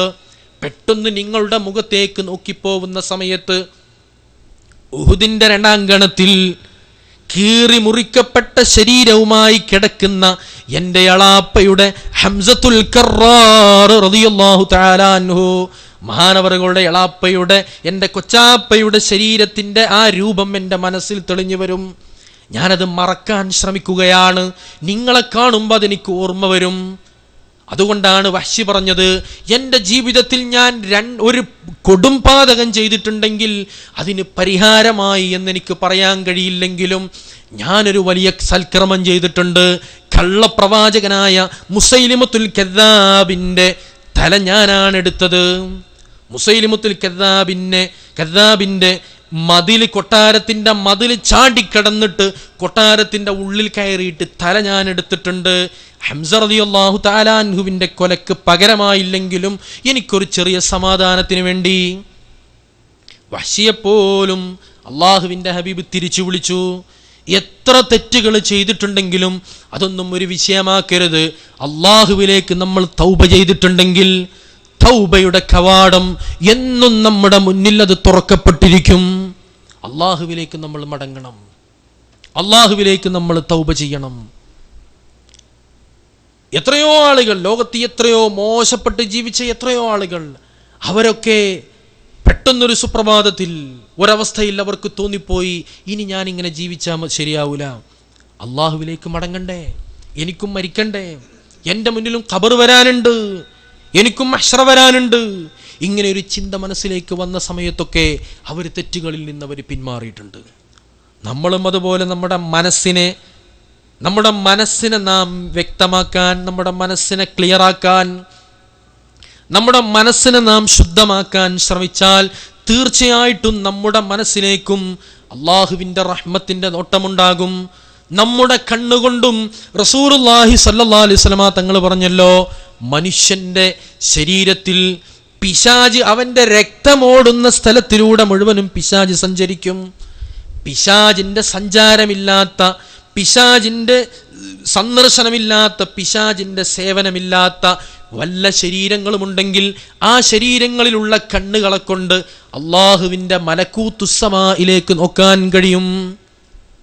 ആകാശത്തിലേക്ക് നോക്കിയാൽ ആകാശത്തിലുള്ള അത്ഭുതങ്ങൾ വരെ കാണാൻ കഴിയും. പക്ഷേ എന്ത് വേണം?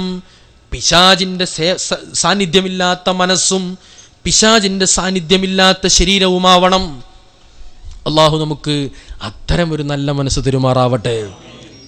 അതിനെന്താണ് അത്തരം നല്ല മനസ്സിന് പ്രധാനമായി കൊണ്ട് മഹാനായ സൈനുദ്ദീൻ മഖ്ദൂം തങ്ങളൊക്കെ പറഞ്ഞതുപോലെ ഖുർആൻ ഓതുക, നല്ല മനുഷ്യന്മാരുടെ സദസ്സ് പോയിരിക്കുക, നല്ല മനുഷ്യന്മാരുടെ സദസ്സ് പോയിരിക്കുക, നല്ല മജ്‌ലിസിൽ ഇരുത്തം കൊണ്ട് തന്നെ നമുക്ക് രക്ഷപ്പെടാൻ. സ്വാലിഹീങ്ങളുടെ മജ്‌ലിസിൽ പോയിരിക്കുക, സ്വാലിഹീങ്ങളുടെ കൂടെ ഇരിക്കുക. അത് തന്നെ ഒരു മനുഷ്യന് നന്നാവാനുള്ള മരുന്ന് തന്നെ നല്ല മനുഷ്യന്മാരുടെ കൂടെ ഇരിക്കുക എന്നുള്ളതാണ്. ഇങ്ങനെ ധാരാളം കാര്യങ്ങൾ മഹാനായ സൈനുദ്ദീൻ മഖ്ദൂം റളിയല്ലാഹു തആല അൻഹു അവിടുന്ന് പഠിപ്പിക്കുന്നുണ്ട്. നമ്മുടെ മനസ്സ് നന്നാവാൻ, സ്വയം നന്നാവാനുള്ള വഴികൾ. അങ്ങനെ നമ്മുടെ മനസ്സിനെ നാം വ്യക്തമാക്കി, നമ്മുടെ മനസ്സിനെ നാം കഴുകിയെടുത്താൽ, റസൂലുള്ളാഹി സ്വല്ലല്ലാഹു അലൈഹി വസല്ലം തങ്ങൾ ഇവിടുന്ന് പറഞ്ഞിട്ടുണ്ട്, ഓരോ തെറ്റും ഒരു മനുഷ്യൻ ചെയ്യുന്ന സമയത്ത് അവൻ്റെ മനസ്സിൽ കറുത്ത പുള്ളികൾ ഇങ്ങനെ വീഴും. ഓരോ തെറ്റ് വർദ്ധിക്കും തോറും കറുത്ത പുള്ളികൾ ഇങ്ങനെ വർദ്ധിച്ച് നല്ല വെളുത്ത മനസ്സ്, നല്ല ശുദ്ധ മനസ്സ്, ആ മനസ്സ് കറുത്ത കരിക്കട്ടയായി മാറും. ഇത് പറഞ്ഞപ്പോൾ സ്വഹാബത്ത് ചോദിച്ചു, അല്ലാഹുവിൻ്റെ റസൂലേ, വമാ ജലാഉഹാ യാ റസൂലല്ലാഹ്, അല്ലാഹുവിൻ്റെ റസൂലേ, അങ്ങനത്തെ കറുത്ത മനസ്സ്, കറുത്ത പുള്ളി വീണ മനസ്സ്, ആ മനസ്സിനെ നന്നാക്കാനുള്ള മരുന്ന് എന്താണ് നബിയെ? ഇരുമ്പാണെങ്കിൽ അതിൻ്റെ തുരുമ്പ് കളയാനുള്ള വഴിയുണ്ട്. വസ്ത്രത്തിൽ കറയായി കഴിഞ്ഞാൽ അതിൻ്റെ കറ കഴുകി കളയാൻ വഴിയുണ്ട്. എന്നാൽ മനസ്സിന് കറ ബാധിച്ചാൽ, മനസ്സിന് കറുപ്പ് ബാധിച്ചാൽ അത് കഴുകിക്കളയാനുള്ള വഴി എന്താണ്? റസൂലുള്ളാഹി പറഞ്ഞത് തിലാവത്തുൽ ഖുർആൻ, പരിശുദ്ധമായ ഖുർആൻ ഓതലാണ്. ഖുർആൻ പാരായണം ചെയ്യുക. ഖുർആൻ എങ്ങനെ ഓതിയാൽ ആ ഓതുന്നതോടുകൂടി മനസ്സിൻ്റെ കറകൾ ഇങ്ങനെ നീങ്ങിക്കൊണ്ടേയിരിക്കും. അള്ളാഹുവിൻ്റെ പരിശുദ്ധമായ കലാം, മയ്യത്ലുഹാ ഖീഫതൻ മിൻ ഹർരി നാരില്ലാ, ഒരാൾ അള്ളാഹുവിൻ്റെ പരിശുദ്ധമായ ഖുർആനിനെ, അള്ളാനെ പേടിച്ചുകൊണ്ട് ഒരാൾ ഖുർആൻ ഓതിക്കഴിഞ്ഞാൽ ആ ഓത്തിലൂടെ അവന് കിട്ടാൻ പോകുന്നത് നരകത്തിൻ്റെ തീന് അവനിങ്ങനെ അണച്ചുകൊണ്ടേയിരിക്കുകയാണ്.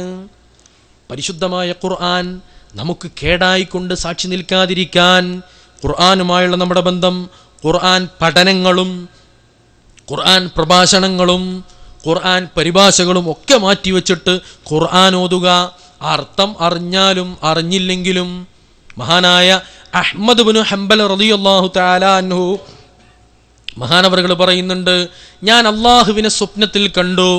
അള്ളാഹുവിനോട് ഞാൻ ചോദിച്ചു, അള്ളാഹുവേ, ഒരു അടിമക്ക് നിന്നിലേക്ക് അടുക്കാനുള്ള ഏറ്റവും നല്ല വഴി എന്താണ്? നിന്റെ അടിമക്ക് നിന്നിലേക്ക് അടുക്കാനുള്ള ഏറ്റവും നല്ല വഴി എന്താണെന്ന് ചോദിച്ചപ്പോ അള്ളാഹ് എന്നോട് സ്വപ്നത്തിൽ പറഞ്ഞു, തിലാവത്തുൽ ഖുർആനാണ്, എൻ്റെ കലാമ് പാരായണം ചെയ്യലാണ്, ഖുർആൻ ഓതലാണ്.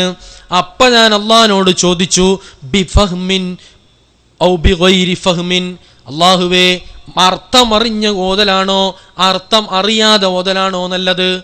അർത്ഥം അറിഞ്ഞ് ഓതിക്കൊണ്ടാണോ നിന്നിലേക്ക് അടുക്കാൻ കഴിയല്? അതല്ല അർത്ഥമറിയാതെ ഓതിയാലും നിന്നിലേക്ക് അടുക്കാൻ കഴിയോ? അർത്ഥമൊക്കെ മനസ്സിലാക്കിയിട്ട് ഇങ്ങനെ അർത്ഥം ചിന്തിച്ചിട്ട് ഇങ്ങനെ ഓതുക, അതല്ലാതെ അർത്ഥമൊന്നും അറിയില്ല, അള്ളാഹുവിൻ്റെ കലാമാണെന്ന് കരുതിയിട്ട് അങ്ങനെ ഓതുക. എങ്ങനെ ഓതിയാലാണ് അള്ളാഹുവേ നിന്നിലേക്ക് അടുക്കാൻ കഴിയുക എന്ന് ചോദിച്ചപ്പോ അള്ളാഹു തആല പറഞ്ഞു, അർത്ഥം അറിഞ്ഞാലും അർത്ഥം അറിഞ്ഞില്ലെങ്കിലും കുഴപ്പമില്ല, എങ്ങനെ ഓതിയാലും അള്ളാഹുവിൻ്റെ കലാമാണെന്ന് കരുതിക്കൊണ്ട് ഓതിക്കഴിഞ്ഞാൽ അള്ളാഹുവിലേക്ക് അടുക്കാൻ കഴിയും. അത് ഇനി ഒരാൾക്ക് തോന്നുകയാണ്. മഹാനായ ഉമറുൽ ഫാറൂഖ് റളിയല്ലാഹു തആല അൻഹു പരിശുദ്ധമായ മസ്ജിദ് കഅബയുടെ സമീപത്ത് വെച്ചിട്ട് ഉച്ചത്തിൽ അവിടെ നിന്ന് പരിശുദ്ധമായ ഖുർആൻ ഓതുന്നു. ഉറക്കെ ഓതുന്നത് കേട്ടപ്പോൾ റസൂലുള്ളാഹി സ്വല്ലല്ലാഹു അലൈഹി വസല്ലം തങ്ങൾ ചോദിച്ചു, എന്തിനാണ് ഉമറേ നിങ്ങളിങ്ങനെ ഉറക്കെ ഓതുന്നത്? പതുക്കെ ഓതിയാലും മതിയില്ലേ?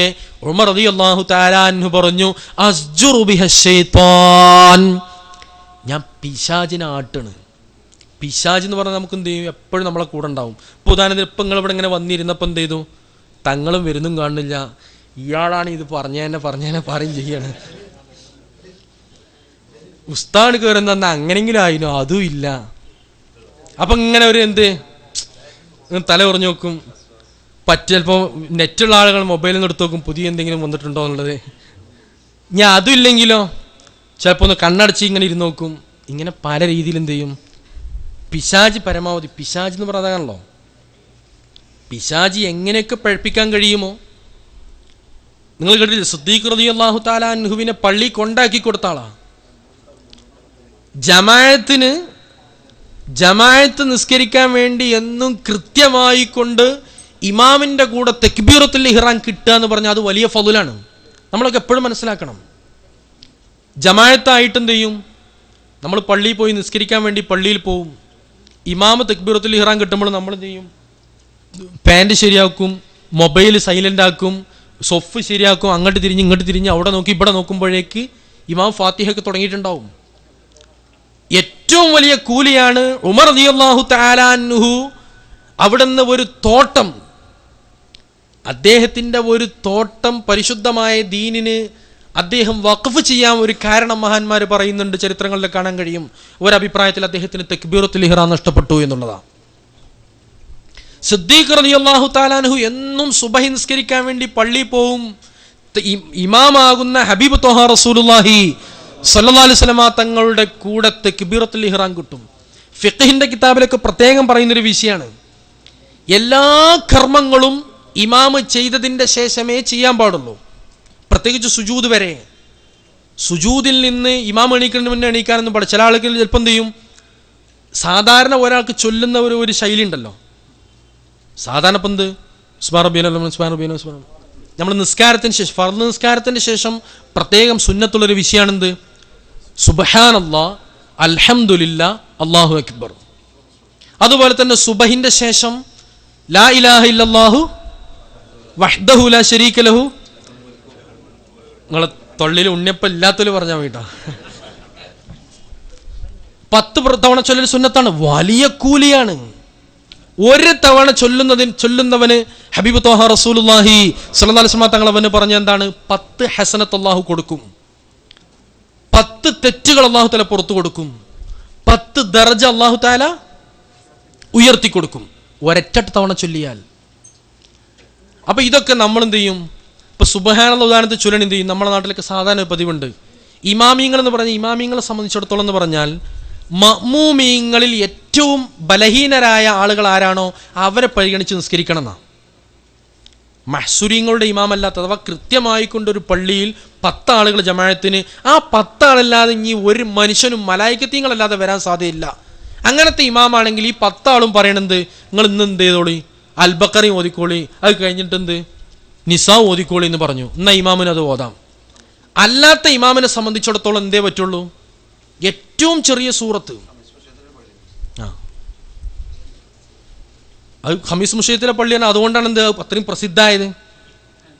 ഇവിടെ തന്നെ ഇപ്പൊ നമുക്ക് എന്ത് ചില പള്ളിയിലൊക്കെ വലിയ പിന്നെ ചിലപ്പോൾ ഒരു 10-20 ആയത്തൊക്കെ ഓതണമെങ്കിൽ എന്ത് ചെയ്യും? നമ്മൾ ആ നിസ്കാരം കഴിഞ്ഞ് പുറത്തിറങ്ങുമ്പോൾ ചോദിക്കും, അല്ല ഇവിടെ തൊട്ടടുത്ത് പറയുന്ന പള്ളി ഉണ്ടാ, എന്ത് വേഗം കഴിഞ്ഞ് വേഗം പോരാൻ വേണ്ടിയിട്ട്. പക്ഷെ ഇമാമിങ്ങൾ എന്ത് ചെയ്യാൻ പാടില്ല? മഅ്മൂമിങ്ങൾ ഒരിക്കലും ബുദ്ധിമുട്ടിക്കാൻ പാടില്ല. നമ്മുടെ ഫിഖ്ഹിന്റെ നിയമമാണ്, ഹറാമാണെന്ന് വരെ പറഞ്ഞവരുണ്ട്. ഇമാമിങ്ങൾ അവർക്ക് പെട്ടെന്ന് കാര്യങ്ങൾ ചെയ്യേണ്ടി വരും. അതല്ലാതെ എന്ത്, ഇമാമി ചിലപ്പോൾ വളരെ സന്തോഷമായിരിക്കും നിസ്കാരം കഴിഞ്ഞിട്ട് പിന്നെ ലാ ഇലാഹ ഇല്ലല്ലാഹു വഹ്ദഹു ലാ ശരീക ലഹു ലഹുൽ മുൽക്കു വലഹുൽ ഹംദ് വഹുവ അലാ കുല്ലി ഷൈഇൻ ഖദീർ എന്നൊക്കെ വളരെ റാഹത്തിൽ 10 തവണയും അല്ലാഹുമ്മ അജിർനി മിനന്നാർ എന്ന് 7 തവണയും പിന്നെ ഓരോ തസ്ബീഹ് സുബ്ഹാനല്ലാഹ് സുബ്ഹാനല്ലാഹ് ഇങ്ങനെ ചൊല്ലാനൊക്കെ വലിയ ഇഷ്ടമായിരിക്കും. പക്ഷെ നമ്മളെ സാധാരണ ചൊല്ലൽ എങ്ങനെയാണ്? ഒരു എന്ത് അമലാണത്? തക്ബീർ എന്നുള്ള ഒച്ച അങ്ങനെ കേൾക്കുള്ളൂ. ശരിക്കും അതുകൊണ്ട് ആ സമയം എന്തായാലും നമ്മൾ അവിടെ ഇരിക്കുന്നുണ്ട്, എന്നാൽ അതുകൊണ്ട് ഒന്നും കിട്ടുന്നില്ല. ആ സമയത്തുള്ള ആ തസ്ബീഹ് അതൊക്കെ വലിയ കൂലിയുള്ളൊരു കാര്യമാണ്. അപ്പോൾ ഞാൻ പറഞ്ഞു വന്നത്, ഇമാം മഅ്മൂമീങ്ങളെ സംബന്ധിച്ചിടത്തോളം വലിയ പുണ്യമുള്ള ഒരു കാര്യമാണ്. ഫിഖ്ഹിന്റെ കിതാബിലൊക്കെ മിൻ ഗൈരി തറാഖിൻ, യാതൊരു പിന്തലുമില്ലാതെ പെട്ടെന്ന് ചെയ്യേണ്ട ഒരു കാര്യമാണ്. ഇമാമ തക്ബീറത്തുൽ ഇഹ്റാം അല്ലാഹു അക്ബർ എന്ന് പറഞ്ഞ ഉടൻ എന്ത് ചെയ്യണം? നിങ്ങൾ ഉറങ്ങിയിട്ടില്ലല്ലോ, ഇനി ഉറങ്ങൂല, ഈ മനസ്സിലായി. പിന്നെ തക്ബീറത്തുൽ ഇഹ്റാം പെട്ടെന്ന് ചൊല്ലണം. സിദ്ദീഖ് റളിയല്ലാഹു തആല അൻഹുവിനിക്ക് എന്നത് കിട്ടലുണ്ടായിരുന്നു. ഒരു ദിവസം എന്ത് ചെയ്ത് അദ്ദേഹം ഉറങ്ങിപ്പോയി, അത് നഷ്ടപ്പെട്ടു. റസൂലുള്ളാഹി സ്വല്ലല്ലാഹു അലൈഹി വസല്ലം തങ്ങളാകുന്ന ഇമാമിൻ്റെ കൂടെ തക്ബീറത്തുൽ ഇഹ്റാം നഷ്ടപ്പെട്ടു. അദ്ദേഹത്തിന് വല്ലാത്ത വിഷമായി പോയി. കാരണം ജമാഅത്തിൻ്റെ പരിപൂർണമായ കൂലി നഷ്ടപ്പെടുന്നൊരു കാര്യമാണല്ലോ അതെനിക്ക് പോയില്ലേ. അന്ന് പകല് മുഴുവനും അതിൻ്റെ പ്രായശ്ചിത്തമായിക്കൊണ്ട് പകല് മുഴുവനും അദ്ദേഹം സുന്നത്ത് നിസ്കാരം അങ്ങോട്ട് നിസ്കരിച്ചു. പകല് മുഴുവൻ നിസ്കാരം തന്നെ. അന്ന് പകല് മുഴുവൻ നിസ്കാരം ഇതിന് പകരമായിക്കൊണ്ട്. അപ്പോഴാണ് പിറ്റേന്ന് രാത്രി അദ്ദേഹം സുബഹിക്ക് കുറച്ചു മുമ്പ് ബാങ്ക് കൊടുക്കാനായിട്ടില്ല. അപ്പൊ കണ്ടു പ്രായമുള്ള ഒരാൾ വന്നിട്ട് തട്ടി വിളിച്ചു, ഏയ് എന്താ എണീക്കണില്ലേ, പള്ളിക്ക് പോണ്ടേ, ബാങ്ക് കൊടുക്കാനായിക്കണമെന്ന് പറഞ്ഞു. അപ്പം മൂപ്പർക്കും തോന്നി ശരിയാട്ടോ. വേഗം തട്ടിക്കുടഞ്ഞെണീറ്റു, വുളു എടുത്തു, പള്ളിയിലേക്ക് പോവാൻ വേണ്ടി തയ്യാറായി നിന്നു. അപ്പണ്ട് പുറത്താള് കാത്തിരിക്കുന്നു. അദ്ദേഹവും സിദ്ദീഖ് റളിയല്ലാഹു തആല അൻഹു മുന്നിലും ബാക്കിലുമായിട്ട് അങ്ങനെ പോയി. പള്ളിൻ്റെ തൊട്ടടുത്ത് മസ്ജിദുൻ നബവിയുടെ തൊട്ടടുത്തെത്തിയപ്പോൾ സിദ്ദീഖ് റളിയല്ലാഹു തആല അൻഹു പള്ളിയിലേക്ക് കയറാൻ നിൽക്കുമ്പോൾ പ്രായമുള്ള ആൾ അവിടെ നിൽക്കണേ. അപ്പം ചോദിച്ചു, അല്ല കയറല്ലേ, പള്ളിയിൽ കയറല്ലേ? ഏയ് നിങ്ങൾ പോയിക്കോളി, ഞാനാണ്ടൊന്നും ഇല്ല എന്ന് പറഞ്ഞു. അതെന്താന്ന് ചോദിച്ചു. ഞാൻ ഇബ്ലീസാണ്, എനിക്കത് പറ്റൂല എന്ന് പറഞ്ഞു. അപ്പം എന്താണ് സിദ്ദീഖ് റളിയല്ലാഹു അൻഹു, എന്താണ് നിങ്ങൾ ഈ ചെയ്ത്? ഇബ്ലീസ് പള്ളി കൊണ്ടാക്ക്, ഇതെന്താ പാക തല തിരിഞ്ഞോ എന്ന് കരുതി കാലം. കാരണം ഇബ്ലീസ് പള്ളിക്ക് ഇങ്ങോട്ട് പിടിച്ചോണ്ടല്ലേ, ഇത് പള്ളിയിലേക്ക് അങ്ങോട്ട് കൊണ്ടു ചെന്നാക്കാണ്. അപ്പോൾ സിദ്ദീഖ് റളിയല്ലാഹു തആല അൻഹു ചോദിച്ച ചോദ്യത്തിന് മറുപടിയായിട്ട് പറഞ്ഞു, ഇന്നലത്തെ ഒരു തക്ബീറത്തുൽ ഇഹ്റാം നിങ്ങൾ നഷ്ടപ്പെട്ടത് കൊണ്ട് ഇന്നലത്തെ പകല് മുഴുവനും നിങ്ങൾ സുന്നത്ത് നിസ്കരിച്ചു, വലിയ കൂലി നിങ്ങൾ ഉണ്ടാക്കി. അപ്പൊ അങ്ങനെ ഇന്നും നിങ്ങൾ നഷ്ടപ്പെട്ടാലോ, ഇന്നും നിങ്ങൾ അങ്ങനത്തെ വലിയ കൂലി ഉണ്ടാക്കും. അപ്പൊ തൽക്കാലം വലിയ കൂലി നിങ്ങൾക്ക് കിട്ടിയില്ലെങ്കിലും ചെറിയ കൂലി കിട്ടിയാലും വലുത് നഷ്ടപ്പെടട്ടെ എന്നുള്ള ചിന്തയാണ് ഇബ്ലീസിനുള്ളത്. അപ്പൊ ഇബ്ലീസ് എന്ത് ചെയ്യും, നമുക്ക് അപ്പൊ അങ്ങനെയൊക്കെയുള്ള പല വിഷയങ്ങളുണ്ടാവും. അതൊക്കെയാണ് ഈ ചില ആളുകൾ എന്ത് ദിക്റ് ചൊല്ലിക്കൊണ്ട് അവര് വലിയ ദാക്കിര്യങ്ങളായി മാറുമ്പോൾ, അല്ലെങ്കിൽ കുറച്ച് എവിടെന്നെങ്കിലുമൊക്കെ ഏതെങ്കിലുമൊക്കെ ആളുകളടുത്ത് ചെന്നിട്ട് എന്തെങ്കിലുമൊക്കെ ദിക്റ് ചൊല്ലാൻ വാങ്ങുന്ന സമയത്ത് അവർക്ക് തോന്നിപ്പോണെന്ത്, ഇനിയിപ്പോൾ ഇതാ ഏറ്റവും നല്ലത്, വേറുള്ളവരൊക്കെ മോശക്കാരാണ്, ദിക്റ് ചൊല്ലാൻ കഴിയാത്ത ആളുകൾ അവരൊക്കെ മോശക്കാരാണ്, അവരൊക്കെ കള്ളന്മാരാണ് എന്നൊക്കെ തോന്നിപ്പോവുന്ന ഒരു മനസ്സ്, അവർ ചെയ്യുന്ന അമല് തന്നെ അവരെ കൊണ്ട് ബാത്തിലാക്കുന്ന രീതിയിലുള്ള പ്രവൃത്തി ഇബ്ലീസ് ലഅനത്തുല്ലാഹി അലൈഹി അവൻ എപ്പോഴും ചെയ്തുകൊണ്ടേയിരിക്കും. അപ്പൊ ഞാനതാ പറഞ്ഞത്, റസൂലുള്ളാഹി സ്വല്ലല്ലാഹു അലൈഹി വസല്ലം തങ്ങൾ ഉമർ റളിയല്ലാഹു അൻഹു ചോദിച്ചു, ഉമറെ എന്തിനാ നിങ്ങൾ ഉറക്കെ ഖുർആൻ ഓതുന്നത്, പതുക്കെ ഓതിയാ പോരെ എന്ന് ചോദിച്ചപ്പോൾ പറഞ്ഞത്, അസ്ജുറു ബിഹശ്ശൈത്താൻ, ശൈത്വാനെ ഞാൻ ഇടങ്ങാറാക്കണ്. കാരണം എന്താ, നമ്മൾ സൽക്കർമ്മങ്ങൾ ചെയ്യുന്നു. സുബഹിന്റെ മുമ്പ് നമുക്കറിയാം തഹജ്ജുദ് വലിയ കൂലിയുള്ള കാര്യമാണ്. വലിയ കൂലി എന്ന് പറഞ്ഞാൽ റസൂലുള്ളാഹി സ്വല്ലല്ലാഹു അലൈഹി വസല്ലം തങ്ങൾക്ക് പോലും ആദ്യഘട്ടങ്ങളിൽ അള്ളാഹു നിർബന്ധമാക്കിയിരുന്നു എന്ന് പറയുമ്പോൾ തന്നെ നമുക്ക് മനസ്സിലാക്കാം അത് വലിയ കൂലിയുള്ള കാര്യമാണെന്നുള്ളത്.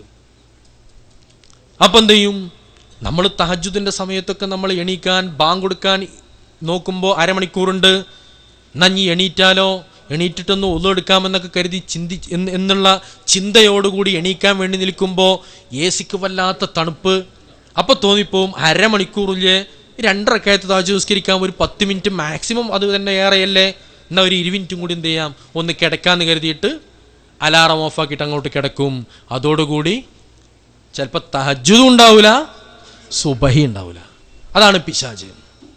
സൽക്കർമ്മങ്ങളിൽ നിന്ന് എങ്ങനെയൊക്കെയോ നമ്മെ തൊട്ട് നഷ്ടപ്പെടുത്താൻ സാധിക്കുമോ അതിനുള്ള ശ്രമങ്ങളൊക്കെ നടത്തും. എന്നാൽ ഒരാൾ ആ സമയത്ത് തഹജ്ജുദിന്റെ സമയത്ത് സുബഹിക്ക് മുമ്പ് അർദ്ധരാത്രിക്ക് ശേഷം ഒരാൾ എണീറ്റുകൊണ്ട് അള്ളാഹുവിനോട് കൈ ഉയർത്തിക്കൊണ്ട് ദുആ ചെയ്താലോ, 1-ാം ആകാശത്തേക്ക് അള്ളാഹു തആല ഇറങ്ങി വന്നിട്ട് ഹൽ മിൻ സായിലിൻ, ആർക്കെങ്കിലും എന്തെങ്കിലും ചോദിക്കാനുണ്ടോ എന്ന് അള്ളാഹു ആവശ്യപ്പെടുന്ന ഒരു സമയമാണ്. അള്ളാഹു തആല നമ്മളെ കാത്തിരിക്കുകയാണ്. നിങ്ങളൊന്ന് ആലോചിച്ച് നോക്കൂ, പടച്ച റബ്ബ്, റഹ്മാനായ റബ്ബ് നമുക്ക് വേണ്ടി കാത്തിരിക്കുന്ന ഒരു നാഥൻ, നമുക്ക് വേണ്ടി കാത്തിരിക്കുന്ന ഒരു അള്ളാഹു. ആ അള്ളാഹുവിൻ്റെ മുന്നിലേക്ക് നമ്മൾ കൈ ഉയർത്തിക്കഴിഞ്ഞാൽ, എൻ്റെ അടിമ എന്നിലേക്ക് കൈ ഉയർത്തുന്നത് അത് എനിക്ക് ഏറ്റവും വലിയ സന്തോഷമാണ്. എത്രത്തോളം റസൂലുള്ളാഹി സ്വല്ലല്ലാഹു അലൈഹി വസല്ലം തങ്ങൾ പറഞ്ഞു, എൻ്റെ അടിമ എന്നിലേക്ക് കൈ ഉയർത്തുന്നത് അവന്റെ ആവശ്യങ്ങൾ നിർവഹിക്കാതെ തിരിച്ച് ഞാൻ അങ്ങോട്ട് മടക്കൽ ഞാൻ ലജ്ജിക്കുന്നു എന്ന് അള്ളാഹ് പറഞ്ഞതായിട്ട് ഹബീബ് ത്വാഹ റസൂലുള്ളാഹി സ്വല്ലല്ലാഹു അലൈഹി വസല്ലം. അള്ളാഹുവിന് ലജ്ജയാണ്. കാരണം നമുക്ക് തന്നെ അറിയാം, ഇപ്പം നമ്മളെ അടുത്തേക്ക് ഒരാൾ പിരിവിന് വരുമ്പോൾ, നമ്മളെ അടുത്തേക്ക് ഇപ്പോൾ നാട്ടിൽ നിന്ന് കഷ്ടപ്പെട്ട് പ്രയാസപ്പെട്ട ഒരാൾ വന്നിട്ട്, വളരെ പ്രയാസപ്പെട്ട് വന്നിട്ട് അദ്ദേഹം നമ്മുടെ മുന്നിൽ വന്നിട്ട്, പിന്നെ നിങ്ങളൊക്കെ പ്രതീക്ഷ വന്നാണ് ഞാൻ, നിങ്ങൾക്ക് വേണ്ടി ഞാൻ കാത്തിരിക്കുകയാണ് എന്നൊക്കെ പറയുന്ന സമയത്ത് അയാളെ നമ്മളങ്ങോട്ട് നിരാശനാക്കി വിട്ടാൽ അത് മാനസികമായിട്ട് മൂപ്പർക്ക് ഒരു വലിയ വിഷമം ഉണ്ടാവില്ലേ? എന്നാൽ ഇവിടെ അല്ലാഹു തആല നമുക്ക് വേണ്ടി നമ്മുടെ പ്രശ്നങ്ങൾ കേൾക്കാനും പരിഹരിക്കാനും പരിഹാരമാർഗങ്ങൾ തരാനും അല്ലാഹു തആല നമുക്ക് വേണ്ടി കാത്തിരിക്കുന്നു. ആ അല്ലാഹുവിൻ്റെ മുന്നിൽ നമ്മുടെ പ്രശ്നങ്ങൾ നാം പറഞ്ഞു കഴിഞ്ഞാൽ അല്ലാഹുവിന് വലിയ ഇഷ്ടമാണ്.